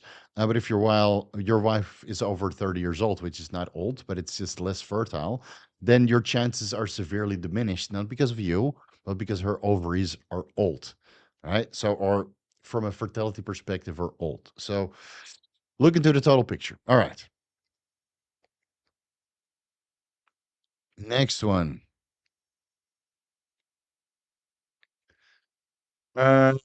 Steve, I do 250 IU's HCG. I'm a big fan. Most things you recommended I'm doing. DHA sulfate was 326. Okay, can be a little bit higher. Pregnenolone I could attest for. Yes, it's well known. Prolactin and progesterone I check next week. Okay, so check everything again and then report back. Jim Holpert went on cycle with 400 milligrams testosterone cypionate per week and 200 milligrams Deca per week. Will Enclomiphene do anything to keep the pituitary creating LH and FSH? Then what about TRT? I'm not entirely sure because Nandrolone, of course, has some progesterogenic activity and might downregulate LH and FSH levels through the progesterone receptor in the pituitary gland and hypothalamus. And with Enclomiphene, it's a selective estrogen receptor modulator, not a selective progesterone receptor modulator, which aren't really available. So I would do HCG, man. I would do HCG. On TRT, it might work, right? 6.25 milligrams to 25 milligrams Enclomiphene per day on TRT. I think that can work, increasing LH and FSH levels. But again, ocular changes, clotting risk, mood disturbances, it's not worth it to me, man. I would go with HCG. Really. Joshua. Remind me if I missed something. Jim Holpert. Okay. Damn, $20. Jim is on fire. Adding 20 milligrams Anavar daily to my cycle. Okay, so what about, dude, you're worried about fertility and you go from 600 milligrams to 740 milligrams. The Enclomiphene is definitely not going to do anything. Add in some HCG. My HDL went from 40 to 20. That's to be expected. When only on days I lift 4 days a week. So, okay, so you take 80 milligrams Anavar per week. So from 600 to 680 milligrams steroids per week. Oh, that's daily. Jesus Christ. I'm trying to decipher this. 4 days a week, HDL went from 40 to 30. If I take only once or twice per week, will I see any benefit at all? Well, I mean, it's if you add in 40 milligrams of Anavar or even 20 milligrams of Anavar, you're still increasing your anabolic androgenic steroid intake. Will it be as good as 140 milligrams Anavar per week? Of course not. Of course not. And if you do everything right, the fish oil and the citrus bergamot and what else? Maybe the niacin or the garlic extract. I mean, you're gonna get 1 or 2 extra points on your HDL, if that. even if you do everything right and your HDL will still drop, you're not taking Anavar for the rest of your life, right? So it's just bound to be. It's just expected. And maybe with sublingual administration, you can create less. What is it? Hepatic lipase that will break down HDL, so your levels might be a little bit higher in the bloodstream. But I can't really remember if I heard anybody talk that their HDL was higher on sublingual administration. So it just comes with the territory, man. Oral steroids are terrible for your lipids. And even though the scientific evidence on Anavar alone shows that in many cases lipids don't really budge, you're also on 400 test and 200 nandrolone, and that also contributes. All right, so you can't have it all, man. No safe steroids out there. You always need to put health management in place. Have you seen low alkaline phosphatase levels in people on TRT? Yeah, that's usually caused by micronutrient deficiency. That's usually related to zinc. And of course, zinc contributes, those are zinc fingers, right? The zinc fingers on top of the androgen receptors that help to kind of localize it, literally look like this, and like, DNA. And they attach and they start transcribing, right? And we're representing two androgen receptors that are bound together with the zinc fingers, and it starts reading. So if you throw in steroids, even TRT, yes, testosterone steroids too, and you're already zinc deficient, and now you're making yourself more zinc deficient because you get so much androgen mediated gene transcription, then as a result of that, alkaline phosphatase levels might be low. And it could be other micronutrient deficiencies, or maybe your liver is going to fall out of your asshole. But that's very unlikely compared to zinc or micronutrient deficiency. So take a fucking multivitamin, add in a little bit of zinc, and retest in about a month. It's probably elevated. Also, and as a result of the zinc increase, you'll probably see that your globulin and the white blood cell count also improved.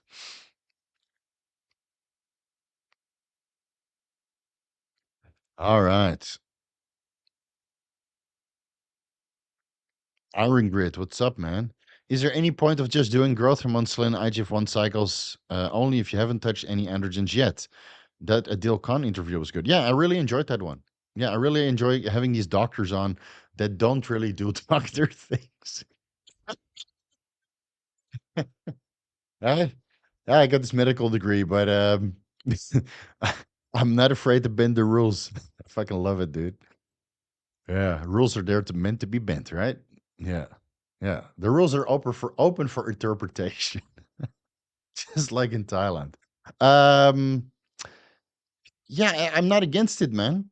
I'm not against it because if you're young, your testosterone levels are high, and you just do like 2 IUs of growth hormone and 5 to 10 IUs of long-acting insulin and maybe 100 to 200 micrograms IGF-1, I mean, you'll get results, and you don't even shut yourself down. You could stop that one day to the next, and after 2 days, your growth hormone and IGF-1 production comes right back down to baseline, or back up to baseline because you'll be suppressed from the somatostatin levels and the negative feedback of the exogenous IGF-1, which will be present for what 36, 38 hours.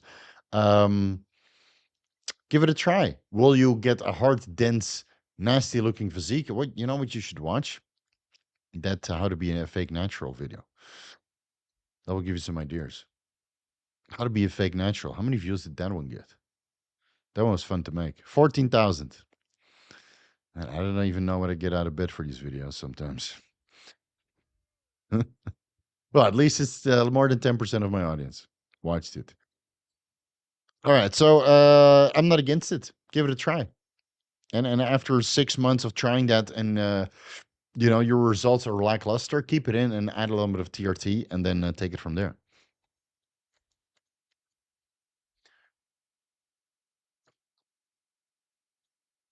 Fetal cash flow. Diagnosed F2. Okay, so yeah, that's based on a fibroscan result. So that looks that he has this one I know. Of course, this one I know. So he has small fibrosis in the liver, but no fat. Is that correct? Let me double check the fibroscan. Fibroscan interpretation. I haven't done mine in a while. PKA.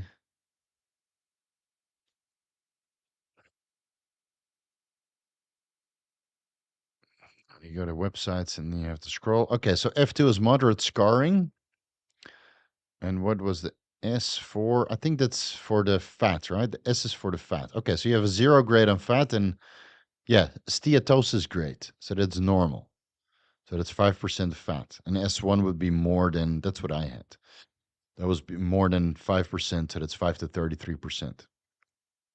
All right. So liver enzymes are 100 each. Past 10 years, high 30s body mass index, high 42. Body mass index is 32 now. Do you think these liver issues are only related to body mass index history? Just lose weight, no need to stop. 200 milligrams testosterone per week. So the problem is with exogenous testosterone is that it limits the stem cells within the liver from proliferating and healing your liver. Right? That's what I understand or understood when I was doing my research. This is the reason why I came off exogenous hormones to let the stem cells regenerate. And I've heard various doctors discussing stem cell treatment with some of my clients that do, stem cells with Dr. Dilkhan or a bioaccelerator or other places where you do stem cells in South America. And most of them would recommend you to come off exogenous hormones to really let the stem cells do their thing. Now, I haven't really dived into the scientific literature, but feel free to do so. Um, I resolved my non-alcoholic fatty liver disease. Again, you have fibrosis. I had fat in my liver. I had no fibrosis. So in this context, it might not be required. But if you have scarring, I don't think it's related to your body mass index. It's lifestyle, right? Maybe you're an alcoholic, or maybe there's impaired blood flow, or maybe you have several hemangiomas in your liver. So do an ultrasound besides the fibro scan. Um, Look into stem cells and how exogenous testosterone affects stem cells, particularly the stem cells within the hepatocytes, right, the liver, and then see if you need to come off. I would recommend you just to come off and go through the ringer with Tutka and N-acetylcysteine and maybe even metformin, whatever you can find on Liver Talks for non-alcoholic fatty liver disease. I'll link it down below. Liver Talks, great book. And watch the NAFLD videos where I go over all of the things that I tried.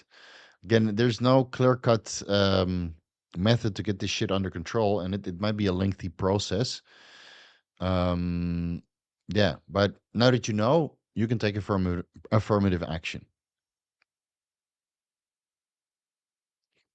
Like you said, the future will maybe be crazy with all these upcoming medications to pull through. No one would touch testosterone alone in the future, maybe, but we will see. Future is a Pandora's box.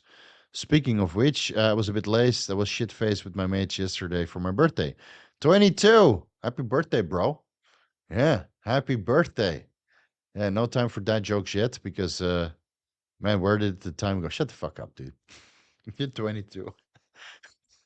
20. Even Octavian is laughing at you. 22.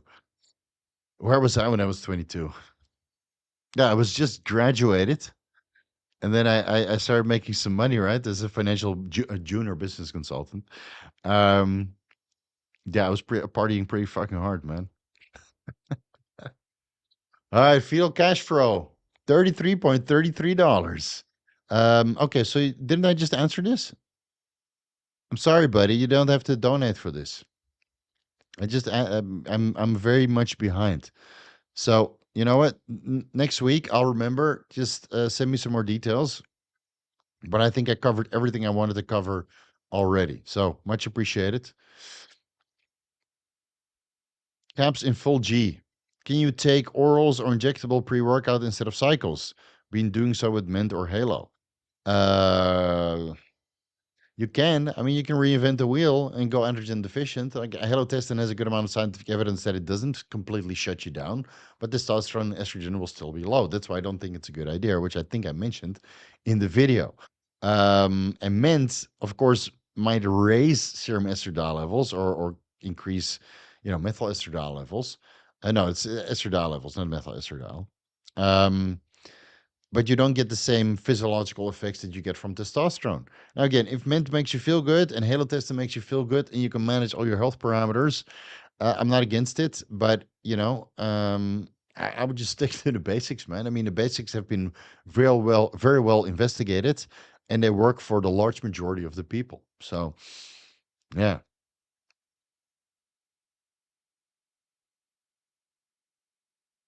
No, it's not that bad. I mean, you'll figure it out, right?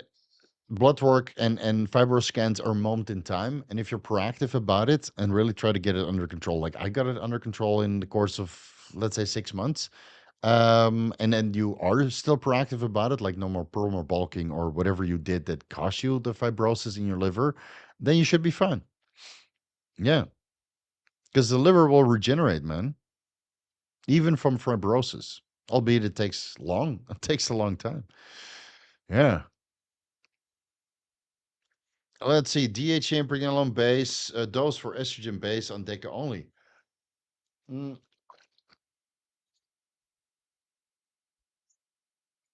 50 to 100 milligrams DHEA and 25 to 50 milligrams pregnenolone.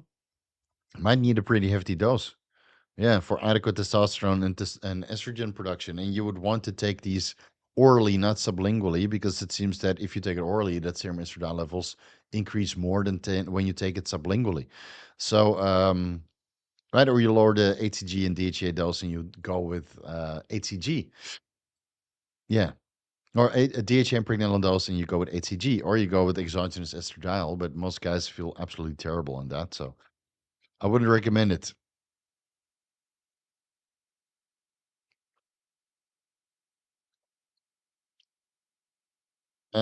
Yeah, Octavian, by all means, man, yeah, log off if your motivation and mood is shit today. Started cutting. None of my endo wants to put me on TRT. Just self-prescribe it. Send me an email and you get an auto reply back, dude. You know, you'll be all right. I remember you saying that to take red yeast rice together with citrus bergamot. Yeah, red yeast rice lowers cholesterol production, and of course, citrus bergamot improves lipid parameters by regulating, blood glucose homeostasis levels. So I would think that taking them together would be overkill. But if you can't source ezetimibe, then and your lipids are terrible on a cycle, then this might be a way to go. But I feel that it's usually not required. Emperor Shreve, if you want to be a bodybuilding coach and your parents want you to go to get a college degree, which one would be more useful? Nutrition degree with eventual dietitian certification or marketing degree? Um, well, I have neither, and I still made it work. I do have a college degree though, but if I had a time machine, I would probably get a nutritional degree, man.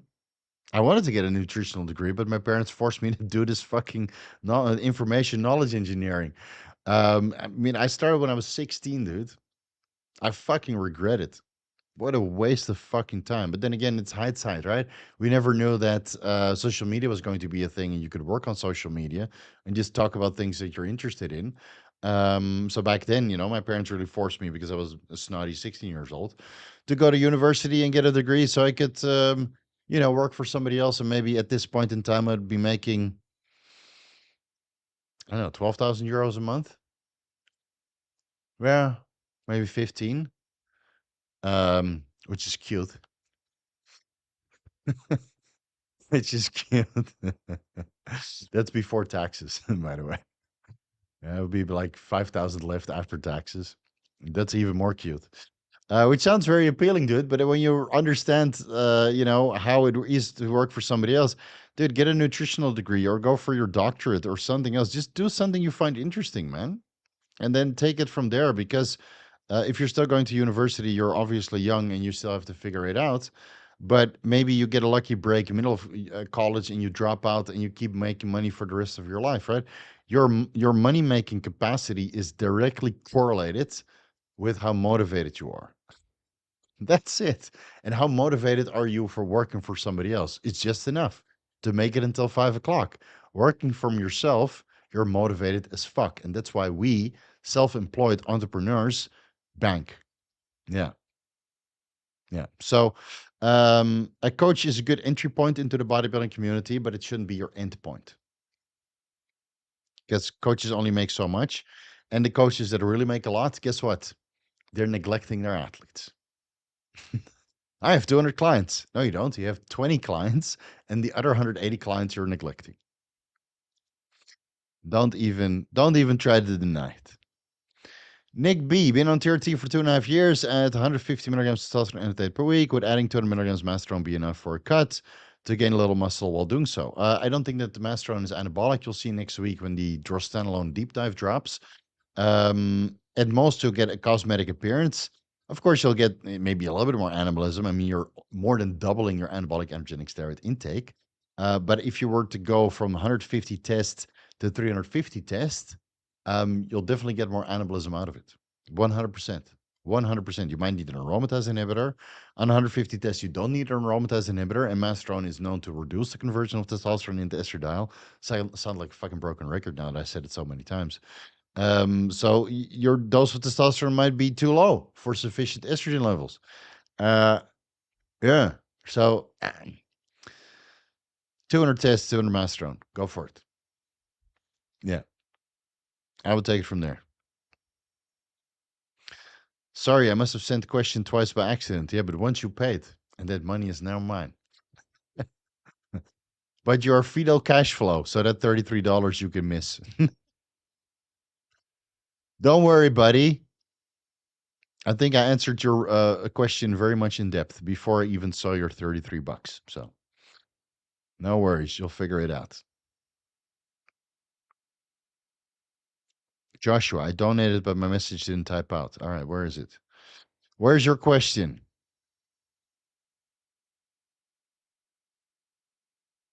All right, here it is, $5. All right, let me find your question. In a perfect world, this would all go smooth. It doesn't. YouTube no worky. All right, so post it again, Joshua. I'll keep my eye on it. Justin, getting swollen, painful nodules, injecting testosterone sub-Q. Tried Bayer, Rotex, and Underground, all annotate. Heard of this before. Any suggestions? Switch to testosterone cypionate. Or maybe you need to go intramuscular. Maybe the blood flow in the subcutaneous tissue isn't sufficient and you get painful nodules. Or maybe you're allergic to benzoate, benzoyl alcohol. That could also be the case. Maybe you need to go with homebrew MCT oil without BB or BA. So try a couple of other different brands until you find something that works, or otherwise go intramuscular, see how that sticks. Not everybody responds the same way, and hopefully with more self-experimentation, you can kind of figure it out. Dutch Capone, 200 people watching, but only 5 likes. Really? Is it really only? No, it's 90 likes, man. What are you talking about? 90 likes for 220 people watching. It's too much effort, man. Too much effort. People are already upset that I don't answer all the questions. Which, I mean, go do yourself a favor and start scrolling through everything. See how many questions I get. Test for 100, Primo 300. Sounds good. Yeah. Sounds good. Noir. No question. Just here to support a real one. Thank you. I'm going to finally man up, just pack up and move to Bangkok by the end of next year. See you there, Noir. See you in the Thunderdome. Because this place is still the best place on the planet, all things considering. It's not perfect, but it's a lot of fun. Yeah. And there's so many girls in gym that are so fucking receptive for new meat that you better come over because I can't take care of them. And there's girls in the muscle factory now, they have like shorts completely wedged into their asshole and then start twerking in front of you. I don't know what's going on, man. I don't know what's going on. And I just fucking ignore it. So that they're sniffing these are the kind of women that can sniff out your financial security, and then they want to get in between, which is never going to happen. So Noir, please come over and pick up these chicks because I can't deal with it. Yeah, muscle factory 8 o'clock, they start showing up. It's crazy. A friend is on meds that put her alkaline phosphatase at 178, LT 136, AST 68, unrelated to steroids. Recommendation from bringing those levels down. If she's on meds that increase her liver enzymes that much, bring her back to the doctor that prescribed her those medications, because I don't know which medications she put her he put her on, or she put her on, and I don't know if there's any drug interactions. So please discuss it with your physician, because I never see alkaline phosphatase levels increase that much on anything that I have experience with. So I don't know. This is why we have doctors. Right? They fucked her liver parameters up. They take the responsibility. Hey Steve, 400 tests, 300 primo, well balanced diet with a lot of red meat. Ferritin is mid range, but serum iron 30-ish percent above the top of the reference range. Could red meat be causing it? I think you know the answer, Ilya. Or Ilya. How about you cut the red meat in half and take IP6 for a while, inositol hexaphosphate at 600 milligrams 3 times per day. And then until your serum iron levels come back into range, and it could be as little as a month from now. So, and then you can increase the red meat again to your previous levels, but you keep the inositol hexaphosphate in the IP6 at 1800 milligrams daily to prevent iron absorption and keep serum iron levels nicely favorable. So again, drop the red meat, add in the IP6 until your blood work parameters are good, and then you can increase the red meat again with IP6 in place. Thanks, Steve. You answered those questions perfectly. My pleasure. Can you use 2.5 milligrams oxandrolone as a GI anti-inflammatory?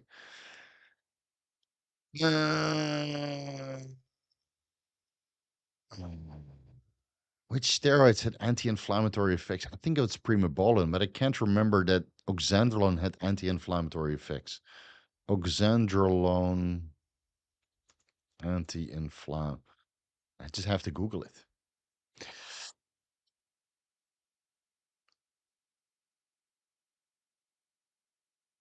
Oh, here we go. Oxandrolone promotes against the development of multi-organ failure, modulates the systemic inflammatory response, and promotes wound healing during burn injuries. Okay, but this is in the context of burn injuries, which are obviously in highly inflammatory states because their skin was fucked up from the flames. So if you want to reduce intestinal inflammation, BPC 157 is the best, hands down. I'll link it down below. It's only 40 minutes. You got the time. Don't complain that it's long. Use the timestamps. And then we use oxandrolone for anabolism instead. All right. Scrolling. Ah. Finally.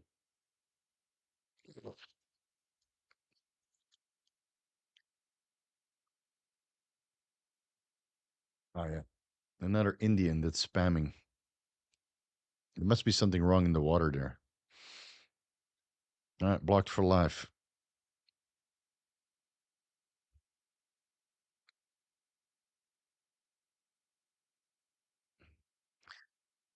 Some people just need to buzz off.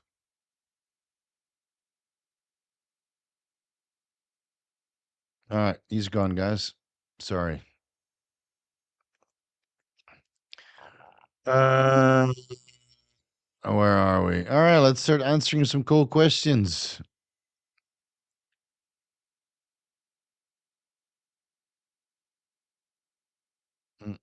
Mm.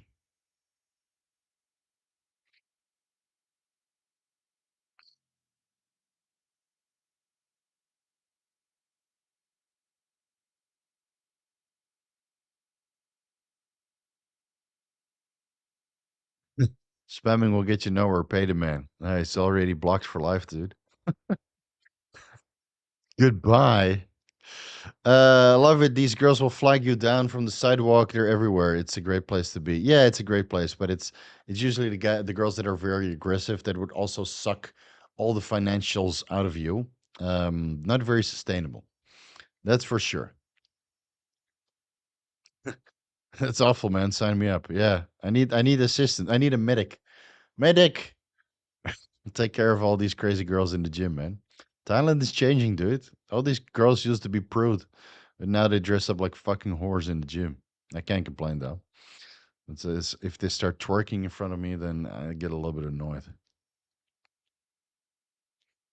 Well, that's TikTok for you.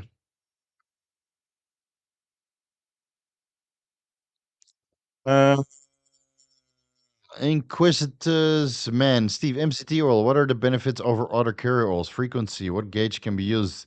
Any dosage difference? Well, it depends on the concentration of the esterified steroid, right? So the benefit is that it's easy to inject. There might be some scientific evidence that caprylic acid upregulates androgen receptors, but I find that the evidence is inconclusive. That's why I didn't include it in the androgen receptor deep dive video, but I did include it in the carrier oil video, which are both linked down below. And MCT oil has a timestamp for it, so give that segment of the carrier oil deep dive a watch. It's just injection frequency or injection convenience.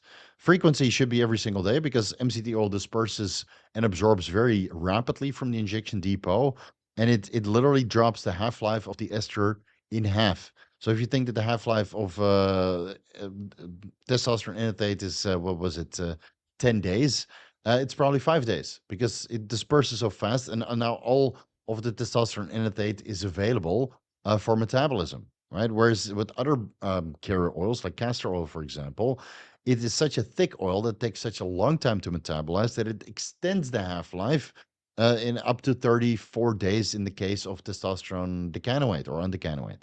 So, yeah, frequency with MCT oil every single day. Yeah.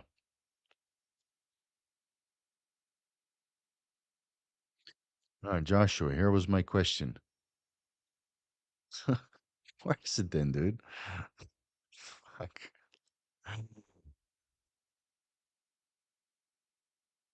I was looking for it, man. I don't see it. Stop trolling. Just post it. And if it's not posting, then you're probably using a word that's part of the block filter, which my block filter is big. Now, here we go. Super chats. Pole shock guy. I'll be in Bangkok on Tuesday. If this prescribed here in the United States, can I safely bring testosterone on the plane and through immigration? Also, I'm going to Therme for some. If you know, you know. Fuck yeah. Yeah, that's no issue, man. It's no issue at all. I think those guys at immigration, they only stop Chinese people for bringing in like dog beef jerky and that kind of shit. Yeah, you don't want to know. I rarely see them pick out foreigners. I've never been picked out here at immigration or customs. It's not immigration you'll pass through easily. Customs, that's where they pick you up and check your bag. I've come into Thailand well, a fuckload of times, and I've never been stopped, and I think, only twice in my time see other people's get stopped or have their back searched. And even if you bring it through with a couple ampules that you have or vials, they probably look at it and like, yeah, whatever, just keep going because testosterone is over the counter here, man. Bring your prescription, bring your drugs. Don't bring your Adderall. Don't do that because that's classified as methamphetamine and they will put you in jail. So, Adderall and ephedrine, that's a no go, but everything else, that's probably okay, man. Especially testosterone. And you don't even need to bring anything because you can buy it over the counter here. So, Rotex, Medica, Pan Pharma, the Bayer, Testivar, and it's all available. Yeah. And then you shoot up, you go to Therme, and then you have your coffee. Yeah. Yeah. Double D coffee, man. Uh, you can bring almost anything on a plane if you act like you're boarding a plane regularly. Yeah, true. I'd just be the invisible man. I have a video about this. Maybe I should remove that because YouTube's policies are kind of getting more insane and more insane. Traveling with gear, liability or not? Oh man, I'm gonna get canceled at one point. I wanted to redo a video about how to look for reputable underground labs, and then I remembered reading in the YouTube policies that you shouldn't discuss those kinds of things. So I had to take it down, and I never got a chance, and I can't redo it. Such a shame, man. I would love to talk about so much stuff, but I would probably get canceled. And I put too much work into this YouTube channel to get canceled. If I want to stop, it'll be on my decision. Spawn me, bro. If I wanted to crash my testosterone before the doctor appointment, how long should I hold my injection? Did I just answer that? 4 to 8 weeks. But if you're only doing testosterone, I would say 4 weeks. Yeah, 4 weeks. So, yeah. Is your hairline micropigmentation? I get this question once in a while. So let me do some ASMR. You hear this? I hope you guys can hear this. That's real hair, baby. That's real hair. Yeah, this is real hair too. Yeah, ask your mom. Her asshole ticklish. So no, I never did hair pigmentation. I don't have any hair loss. I experienced a little bit of hair loss here when I was running cerebrolysin for like 1 month, but it's mostly back. So it's all real, man. This is the only hair I have on my body. Yeah. How many languages do you speak? I speak Dutch, English, and a little bit of Thai, but my Thai is getting worse. And I can understand a good amount of Japanese because I used to be very into anime. So I can follow along, but pronouncing it. When I went to Japan, it was weird because I understand what people are talking about, or for a good amount. But then trying to talk, no, never. I don't really interact with Japanese. I have more interactions with Thai people, and I can understand them better than Japanese. But so speaking three languages, yeah. But my English is better than my Dutch, and my Dutch is better than my Thai.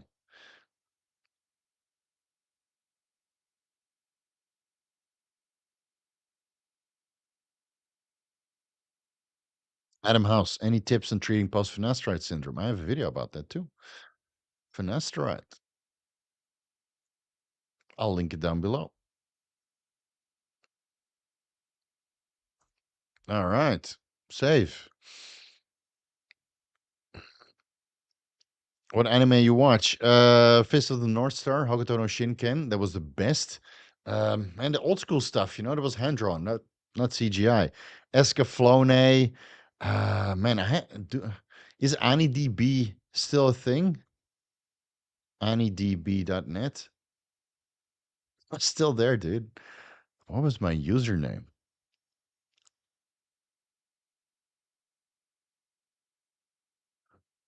Uh,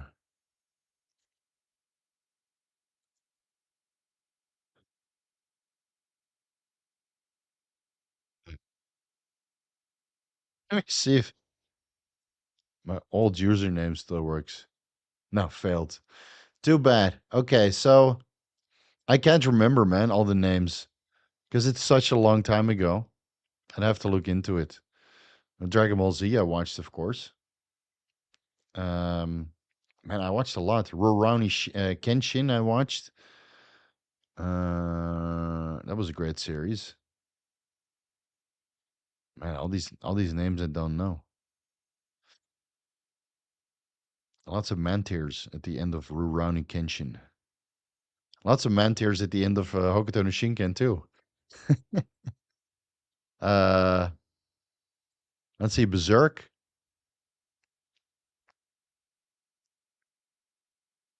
best of the '80s. Winds of Nausicaa of the Winds. And I watch a lot. Yeah, I watched a lot of that shit. Cowboy Bebop. Actually, I like the live action and adaptation. It was not bad. All right, let's scroll down a little bit. Do you think Alex Keikel gives reliable info? Yeah, I think he's pretty on point with some of the things he said. Sometimes it's a little bit of an extension, but it could be that I don't understand what he's talking about. Sometimes it seems very far fetched. Sometimes he makes one of those posts and a case report. Did this problem of this client and we fixed it this way. And I'm like, really? But maybe he's onto something that I don't know, man. I don't know. He's yeah, he would do well with making YouTube videos instead of limiting himself to Vimeo. because it's not good for business to be like a small YouTube channel or a small Vimeo platform. But a lot of people like his advice. So, but I don't really follow. At this point, I don't really follow anybody. I'm going to be honest. Sometimes I hear something through the grapevine and then I do more research. But at this point, I just follow what I feel is interesting and present it to you guys in the best way I can. And then sometimes you forget something or sometimes you misinterpret something and then people go wild. It is what it is. I think I'm 98% correct of the time. And if I fuck up here and there, well, everybody fucks up, you know? Plus the scientific evidence and the experience only goes so far. So Alex Keikel surely has some interesting ideas, which I would have to look into. But he's mostly for the hardcore bodybuilding stuff, and I'm just slowly phasing that out because I know I'm just finding it less and less interesting. Maybe it's because I don't take steroids anymore. Maybe that's why.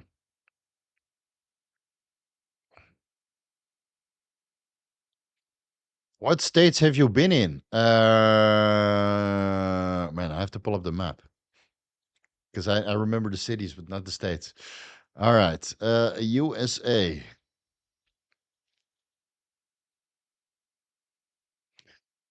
I've been to California. I've been to Nevada. I've been to uh, Illinois. Is that Chicago? I've been to Ohio. I've been to Michigan. I've been to Florida. And I've been to, yeah, that's it. So California, Nevada, Illinois, Michigan, Ohio, and Florida. So that's not much. Plenty of more places to go, but I don't think I'm gonna do another 1 month trip to the United States. That was way too long. Yeah, I didn't really feel healthy by the end of it, and I missed my cats terribly. So no can do. Plus, hopefully, my wife will be, we'll have a baby next year, and then I don't want to be away from home for longer than a week. Yeah.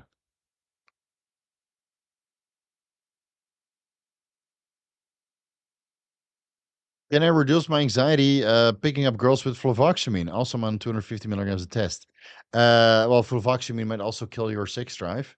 So, the best thing to reduce your anxiety is just exposure therapy. And coming to Thailand, um, probably did the most for me picking up girls because in Holland, there's no real pickup culture. And I was young, I'll be honest, I was young and didn't have so much game, even though I got laid plenty of times. The opportunities to really interact with girls or where I was living were minimal. And then you come to Thailand and it's non-fucking stop. So that's how you build your personality. If it's nonstop and you don't even get a chance to feel anxious, and if you mess up, then you just go to the next person to interact with. That's the best way to get over it. So don't use medication to patch your anxiety. Exposure therapy is going to fix it for you. And if you want an easy entry, just fly to Thailand for a month. You'll be over it. Yeah, for sure. 2 months into the protocol of HCG, 500 IUs 3 times per week, Enclomiphene, 25 milligrams daily, prescribed TRT clinic. Total testosterone from 219 to 870. Free, 25 free. What's your opinion on this protocol? How long can I do it for? What about your LH, FSH, estrogen, and your overall TRT protocol? Because a testosterone of 870, I think you can accomplish on 3 times 500 IUs HCG already. So why you're taking the enclomiphene? Why you're taking the TRT? Why is this TRT clinic prescribing you more medications than you need? Because they want your money. Yeah, they want your money. They want your fucking money, man. Um. So, yeah. What is your LH? What is your FSH? And how much TRT you're on? And they will take it from there.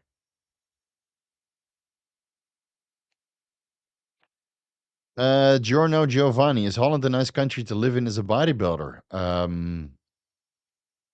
I don't know, I found people to be very negative towards bodybuilders because, of course, you're bigger, you look better. Let's be fucking honest. You look more muscular, more leaner, more imposing than general population. And it seems that Holland, or at least from what I remember, is just a culture where people continuously try to bring you down. You make more money, they try to bring you down. You have a nice car, they try to bring you down. You have a nice physique, they try to bring you down. So if you are exceptional, whether you're a bodybuilder or financially secure, um, it doesn't even matter if you try to stay humble the entire time. People will not acknowledge your accomplishments. And this is why Holland fucking sucks. And this is why I left, or one of the reasons why I left. Many of the bodybuilders that I know that are not happy in Holland, actually, they're miserable.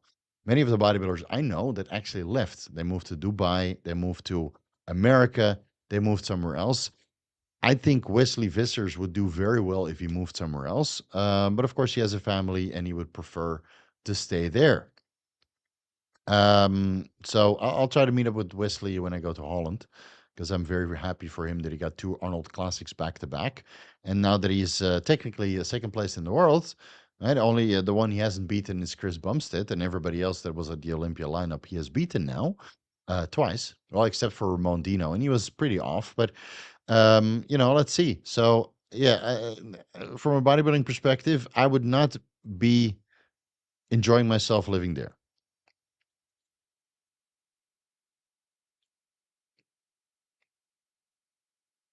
Are you happy about having a Dutch classic physique champ? I mean, if Wesley was from another country, I would still be happy for him. You know? Yeah, like we're all bros, man. I mean, we're all part of this community. I was happy for Chris Bumstead when he won. I was happy for who won last year at the shit, I forgot who won Arnold Classic. Arnold Classic 2023 Classic Physique winner. I already forgot. Oh, Ramon Diaz. Yeah, I was happy for him when he won. So it doesn't really matter where people coming from. I'm happy for people when they win because I know or I understand how much work it takes. And it's a complete commitment. So yeah, it's good when people win and continue to win.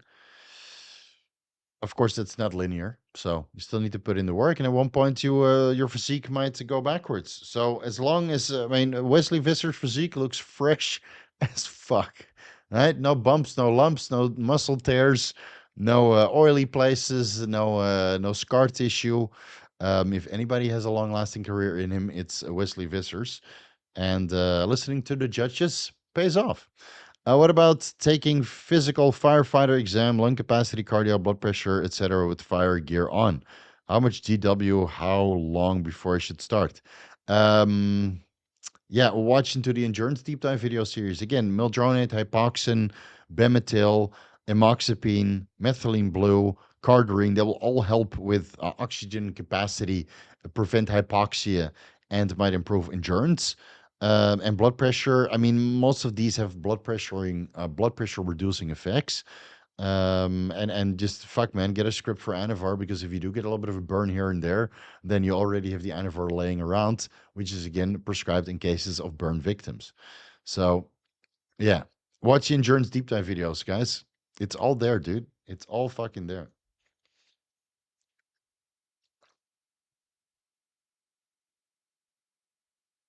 Um, let's see. Orlando Jr. Hey, Steve. MK, DHT cream, hanging, pumpkin, gelking. Would that be a good combo for growth? Age 30. Um, yeah, just look into what is his name? Tony Huge's friend. Man, I made him. Fuck, his name eludes me now. Uh, the guy that lost his mind, but he's now okay. Well, not 100% okay. Anyway, Connor Murphy. Yeah, so Connor Murphy did the hanging, and he did it too long, and he damaged part of the penis to the point it didn't get blood flow, and now he has some damaged slash necrotic tissue, which he's trying to fix. So don't overdo it. But yes, MK, DHT, and pumping should work. Yeah, should work.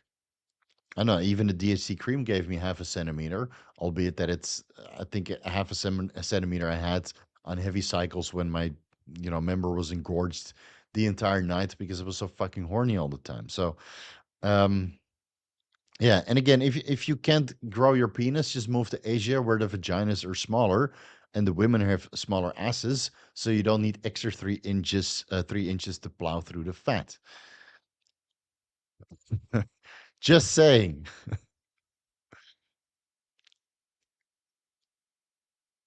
Antonis, $2. Much appreciated. Let me know if there's a question.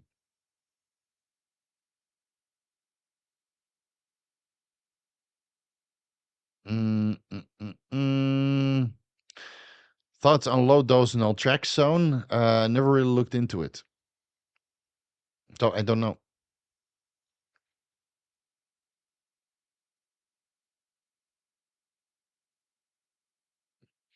Mm, mm, mm. Stay away from Denver. What's so bad about Denver? Oh, the Denver, Colorado. Why? Why is that so bad? It's high altitude. It has a nice gym, right? I know when you travel, the most of the places don't really matter, man. You're only there for a couple days. But the only place I would live in the United States would be Las Vegas. That's for sure. Now, all the other cities that I visited so far, I would not live. Definitely not LA, man. Jesus Christ.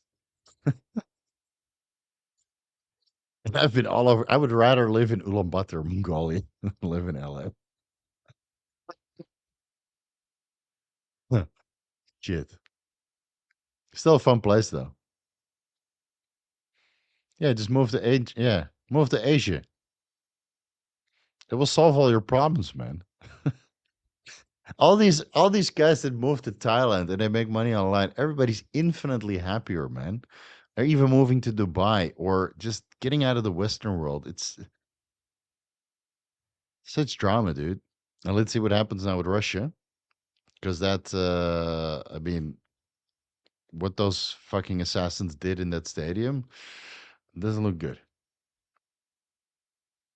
It doesn't look good. Yeah. Keep your finger on the sell button when it comes to crypto. That's what I would say. Because if shit hits the fan, guess what? The entire stock market is going to fall apart. Mm, mm, mm.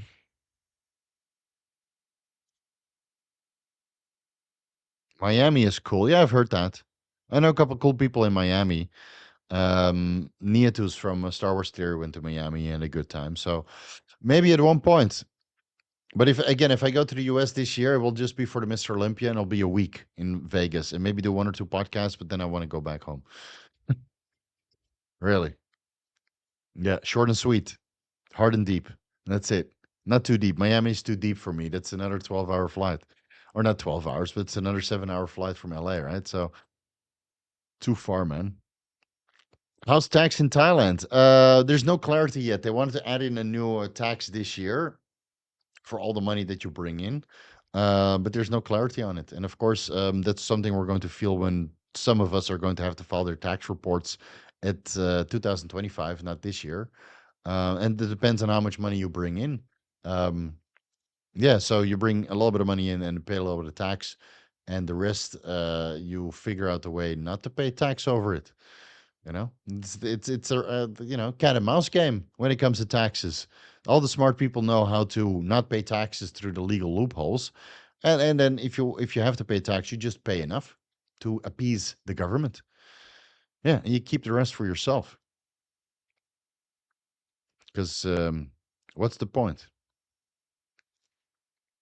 It's not like the government is looking out for you. Say, I really want you to get this education, man, and I really want you to be successful, man, and I really want you to eat healthy, man, and I really want you to be healthy, man.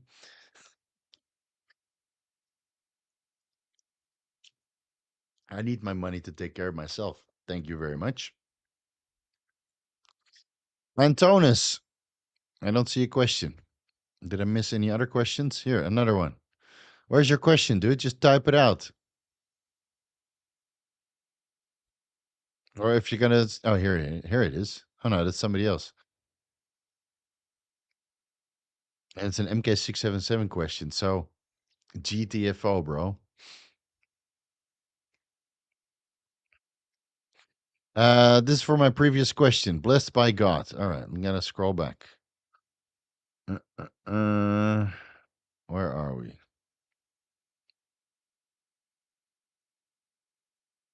I don't see it. Post it again.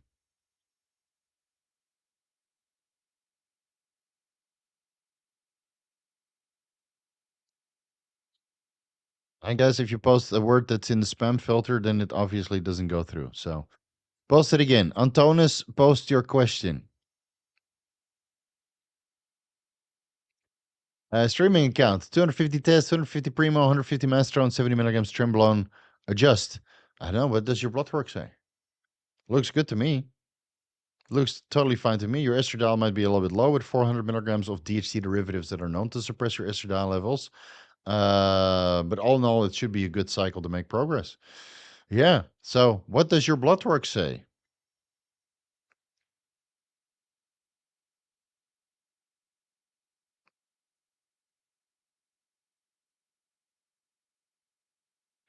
Still don't get the questions. Oh well.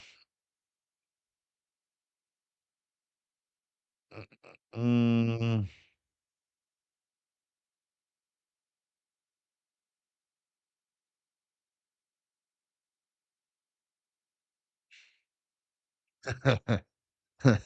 Yeah, exactly. Exactly. Would you recommend using BPC 157 and growth hormone after no surgery due to sleep apnea? Surgery will take place in Thailand this August. Yes. Yes, I would recommend BPC 157, TB 500, or thymosin beta 4, which has way more scientific evidence behind it than TB 500 itself. Um, and growth hormone, and oxandrolone, and GHK copper. Yeah, yeah, I would do all of this. And, well, you know where to find me for further questions. Yeah, I would do that for sure. Any healing peptide you can take after surgery will greatly improve your healing capacity and reduce the side effects. Stretch mark protocol. Well, all you have to do is type in stretch mark, stretch. I got a video on that too, man.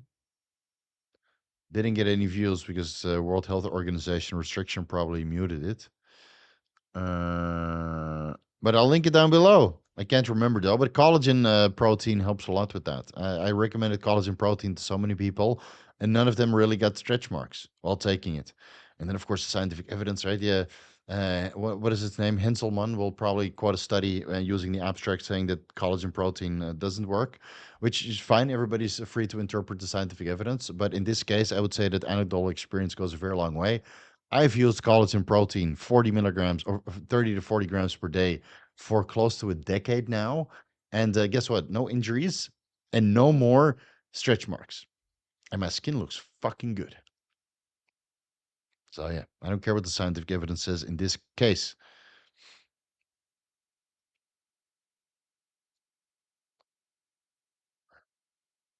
Blood work is fine, but wondering if what was good cycle design or if test master on trend should be higher, 160 pounds.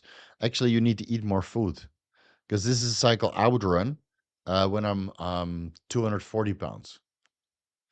So, what you need is to eat more food and bring yourself from 160 pounds to 220 pounds. And you don't have to change anything on this dose.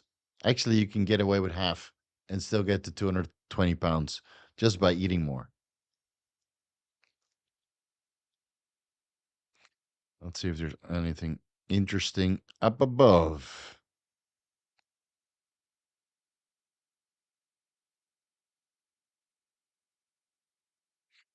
Mm-mm-mm.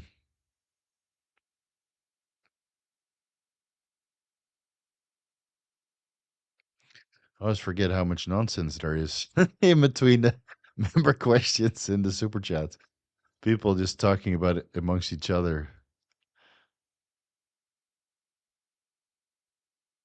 Uh, all right, let me go down then. Got 20 minutes left to get your super chats in, and then I'm out. Oh, you're 5'2". Well, then you can be 5'2", 160 pounds. And you're definitely running too much gear, man. Drop the gear in half, which you're not going to do. So just eat more food, get yourself up to like 190 pounds, and then go on a cruise and maintain it. Steve, have you ever been to Greece? Where? I haven't been to Greece yet, but I've done some Greek things. Yeah, Greek style. And I like Greek food. So I've been in Greece, um, but not the country. I've been in a yeah. Well, use your imagination.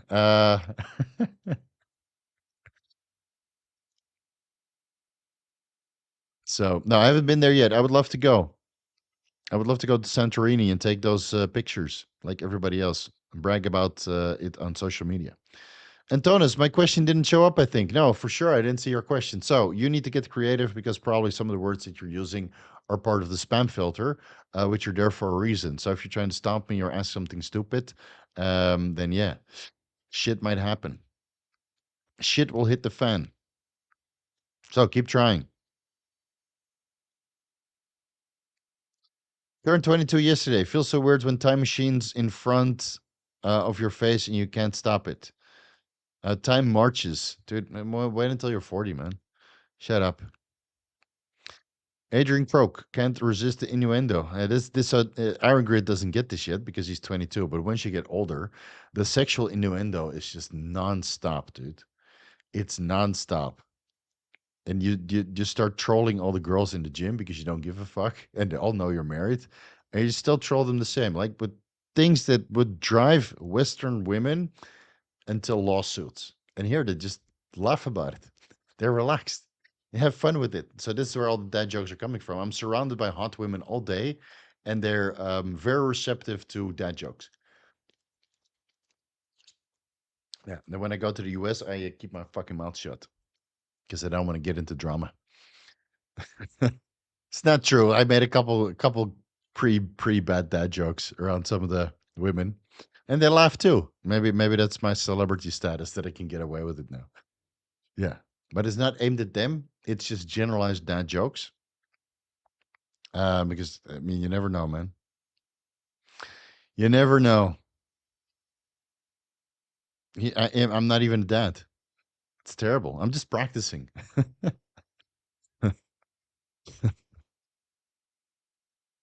Let's see. Let's see. Dramatic low aromatase enzyme activity. How to fix? Get fatter or look into your NAD plus levels, right? By taking nicotinamide mononucleotide or nicotinamide riboside, because the aromatase enzymes are dependent on NAD plus or NAD phosphor, NAD, NADP or NADPH. It's dependent on some of these electron donors, and if you're deficient in those, then your aromatase enzymes might not be sufficient. There were some things that upregulate aromatase enzyme activation. Aromatase, but I can't remember what because most people upregulate.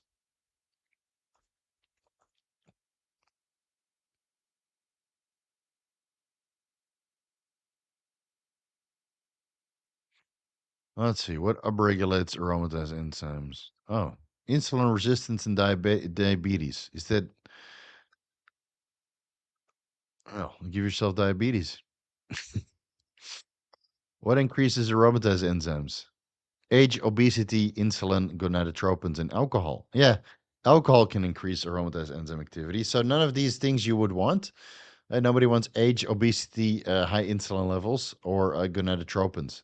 And the weird thing is when you take exogenous insulin, I can't say that I've ever seen that play out on blood work where aromata or where serum estradiol levels suddenly start shooting up on, let's say, 50 to 80 IUs of long-acting insulin. So um, nicotinamide mononucleotide and increase your body fat levels. And from off the top of my head, that's all I know. but this is not something that we see often in the fitness community, so that's why there's no video on it. Most people would want to lower aromatase enzyme activity. Yeah.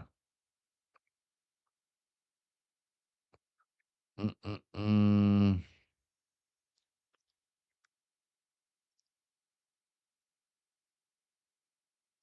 Let's see. Chris Fit, 400 milligrams testosterone, 50 milligrams mastrone. Is it daily or weekly? That's very low. I'm assuming you're saying 150 milligrams mastrone.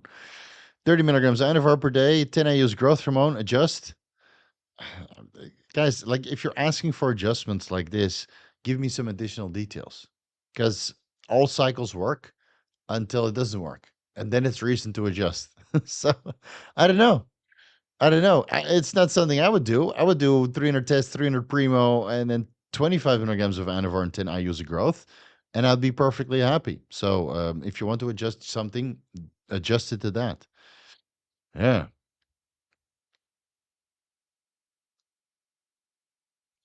With high estradiol around 80 picograms per milliliter, I'm much stronger, but probably due to the water retention. But anytime above 45, I get gyno symptoms. Yeah, so save up some money, get your gyno cut out, and in the meantime, just let it grow, grow, grow, grow, grow, so the surgeon can remove all of the potential gynecomastia from forming tissue.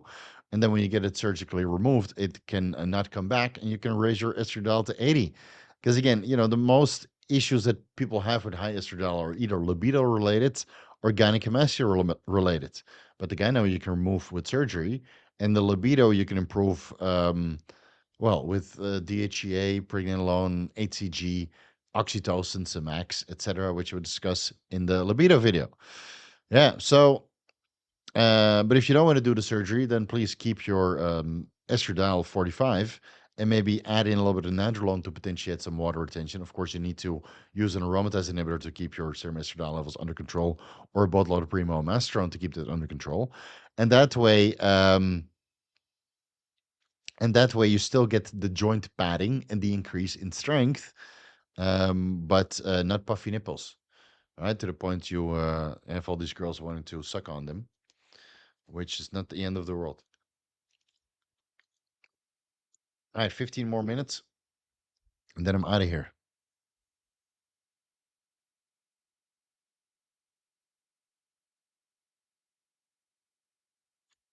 Tyrell Jenkins. Hey, Steve, I ran a couple cycles before thinking about trying test master on MPP. What dosages would be a good start with, or should I try something different? If you already have a couple cycles under your belt, maybe start with, I mean, dude, I would start with 150 milligrams test myself. So I know it's going to sound conservative, but 200 test, 200 masteron, and 50 milligrams NPP for 4 to 6 weeks, and then increasing if needed. And it's already 450 milligrams of steroids. And even if you start from TRT, it's already double or more than double of what you're taking right now.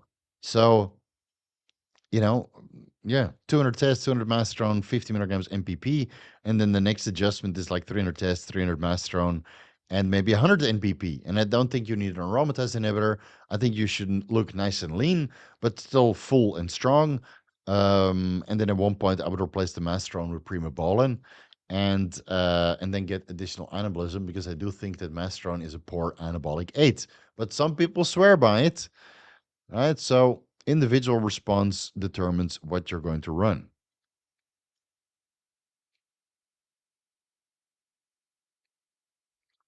I have a friend who's running methylstenbolone with enclomiphene as a test base. It's not a test base.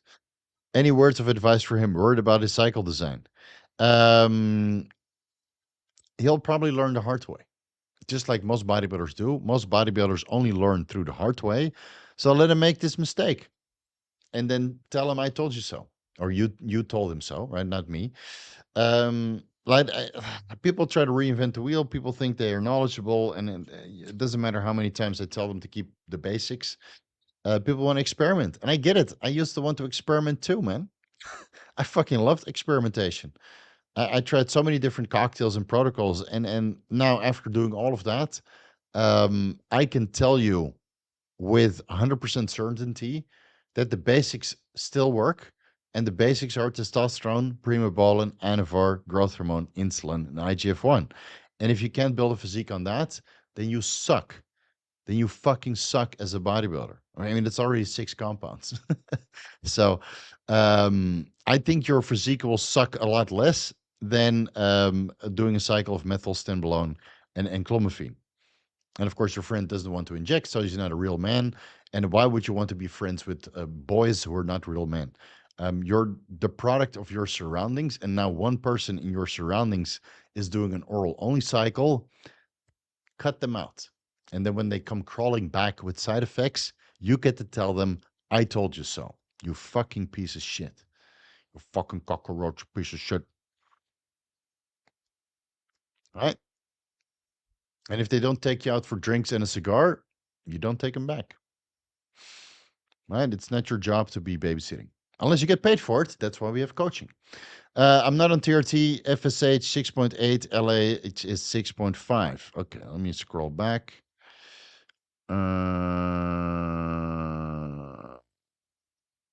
Now I can't find your question. What was the protocol again?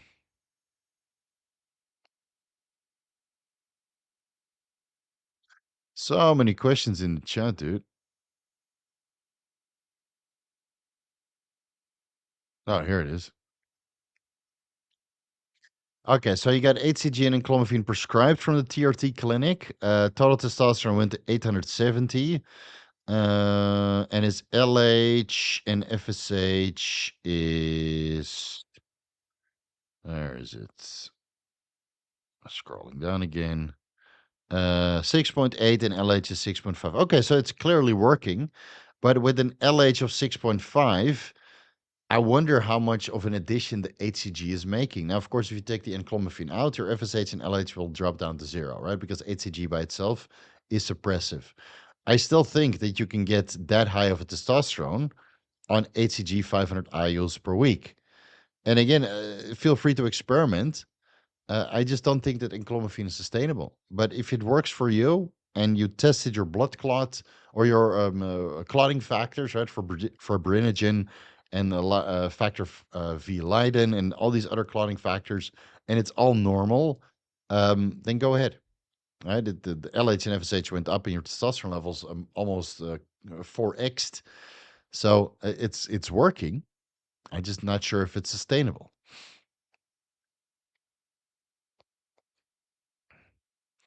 Stopping a bivalol cold turkey post cycle is okay. Yeah, I stopped the cold turkey and I was fine.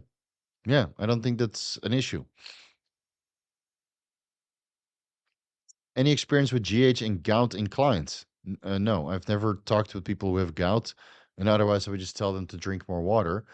Keep in mind that growth hormone increases water retention, but might also increase filtration, right? The excretion. So you definitely need to increase the water intake if you have gout. Yeah. So that is what I would recommend. Guys, I know how to keep people healthy, but when it comes to medical conditions, consult with a doctor.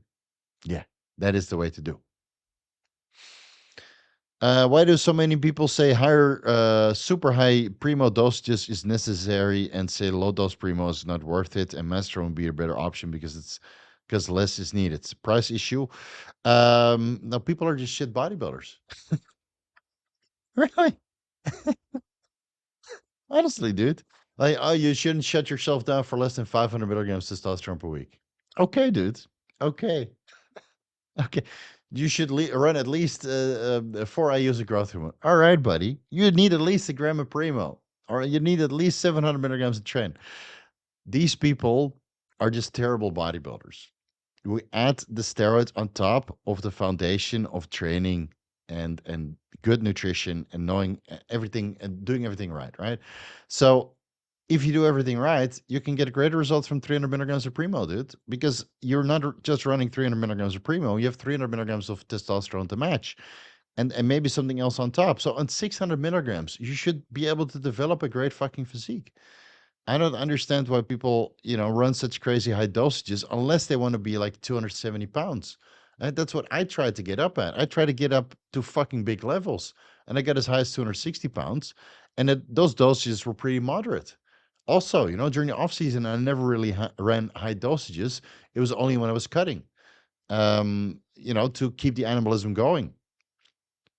Because I need to be in a pretty steep caloric deficit for me to lose fat. That's just my genetic makeup.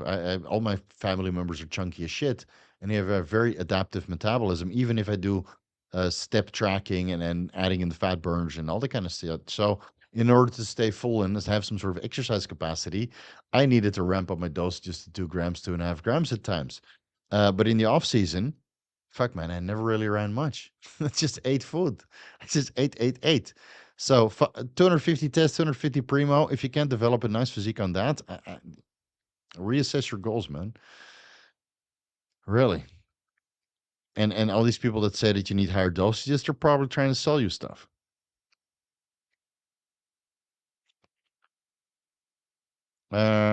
Let's see. I think is this the one? Yeah. Can a Beto be injected once a week to reach steady serum blood concentrations, microdosing? No, you need at least 2 times per week. Even if you inject subcutaneous once per week, you would still get a peak and an estrogen surge and then come down. So I would do twice a week at least, but preferably 3 times per week. Yeah, Monday, Wednesday, Friday. Yeah, even if you're doing sub-Q, that is a very benign administration. Thumbs. All right, awesome. Big thumbs. Back to sprinting. Any ideas except your endurance videos? You said following testosterone boost and mitochondrial support of yours with testosterone gel power recovery needed. No, I put everything I know about endurance in those videos. Really, I put everything in there. So uh, I really don't know. And it's not something I do consultations on frequently. So it's not something off the top of my head that I always have there ready for advice. That's why I made those videos. And again, those videos didn't really do well. So I don't feel incentivized to do more, right? Steroid videos do well. So that's what you're going to get. Yeah. But everything I know about endurance, it's all in those videos. And it's all for free. Well, I have a couple ads. So that's all you need to sit through. But I have timestamps and everything I know is in there. Albeit that I didn't do a complete scientific deep dive like I do with most of the steroids. Um, because well, the demand simply isn't there. And if I'm going to spend my time on PubMed until 3 a.m. every single day of the week, then I want some ROI. Okay. Then I want some fucking views. Because it doesn't make sense for 4,000 views to spend that much time away from my wife and cats. So if you guys don't want to watch it, then I'm not going to do it. All right, this is the last one. No more super chats. No excuses.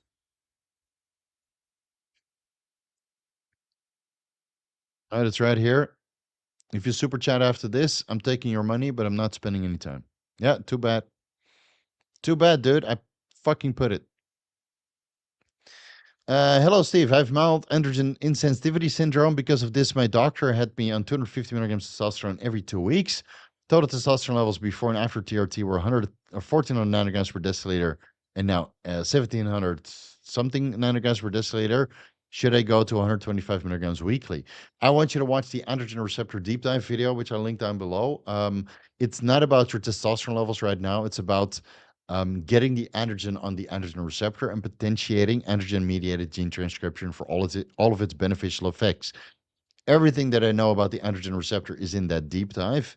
Some of it might work, some of it might not work, maybe none of it will work, but it's worth looking into because if the the testosterone is simply not binding to the androgen receptor, then it doesn't matter how much testosterone you take, you're not going to get any more of an effect.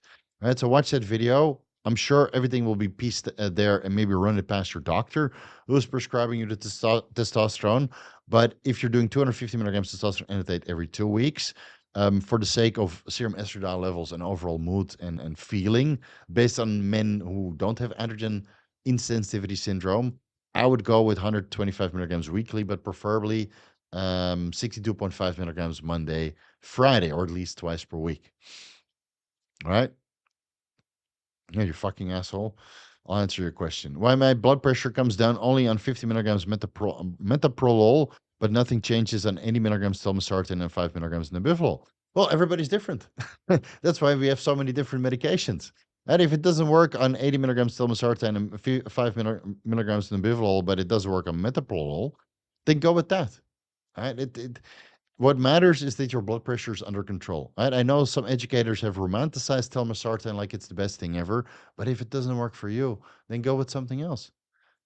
And you can cherry pick articles on metoprolol on why it's beneficial for you, right? That's what all the other educators do too. They only look at certain parts of the scientific evidence, and now telmisartan is glorified. And I do agree that telmisartan is probably one of the easiest and the best and the first line of defense to go to when it comes to blood pressure management after you've tried magnesium and all of the cardio and over-the-counter supplement methods to control your blood pressure. But if it doesn't work, don't get married to telmisartan. Get married to the product that keeps your blood pressure under control. All right. So that's it. Okay, guys, we're gonna wrap it up.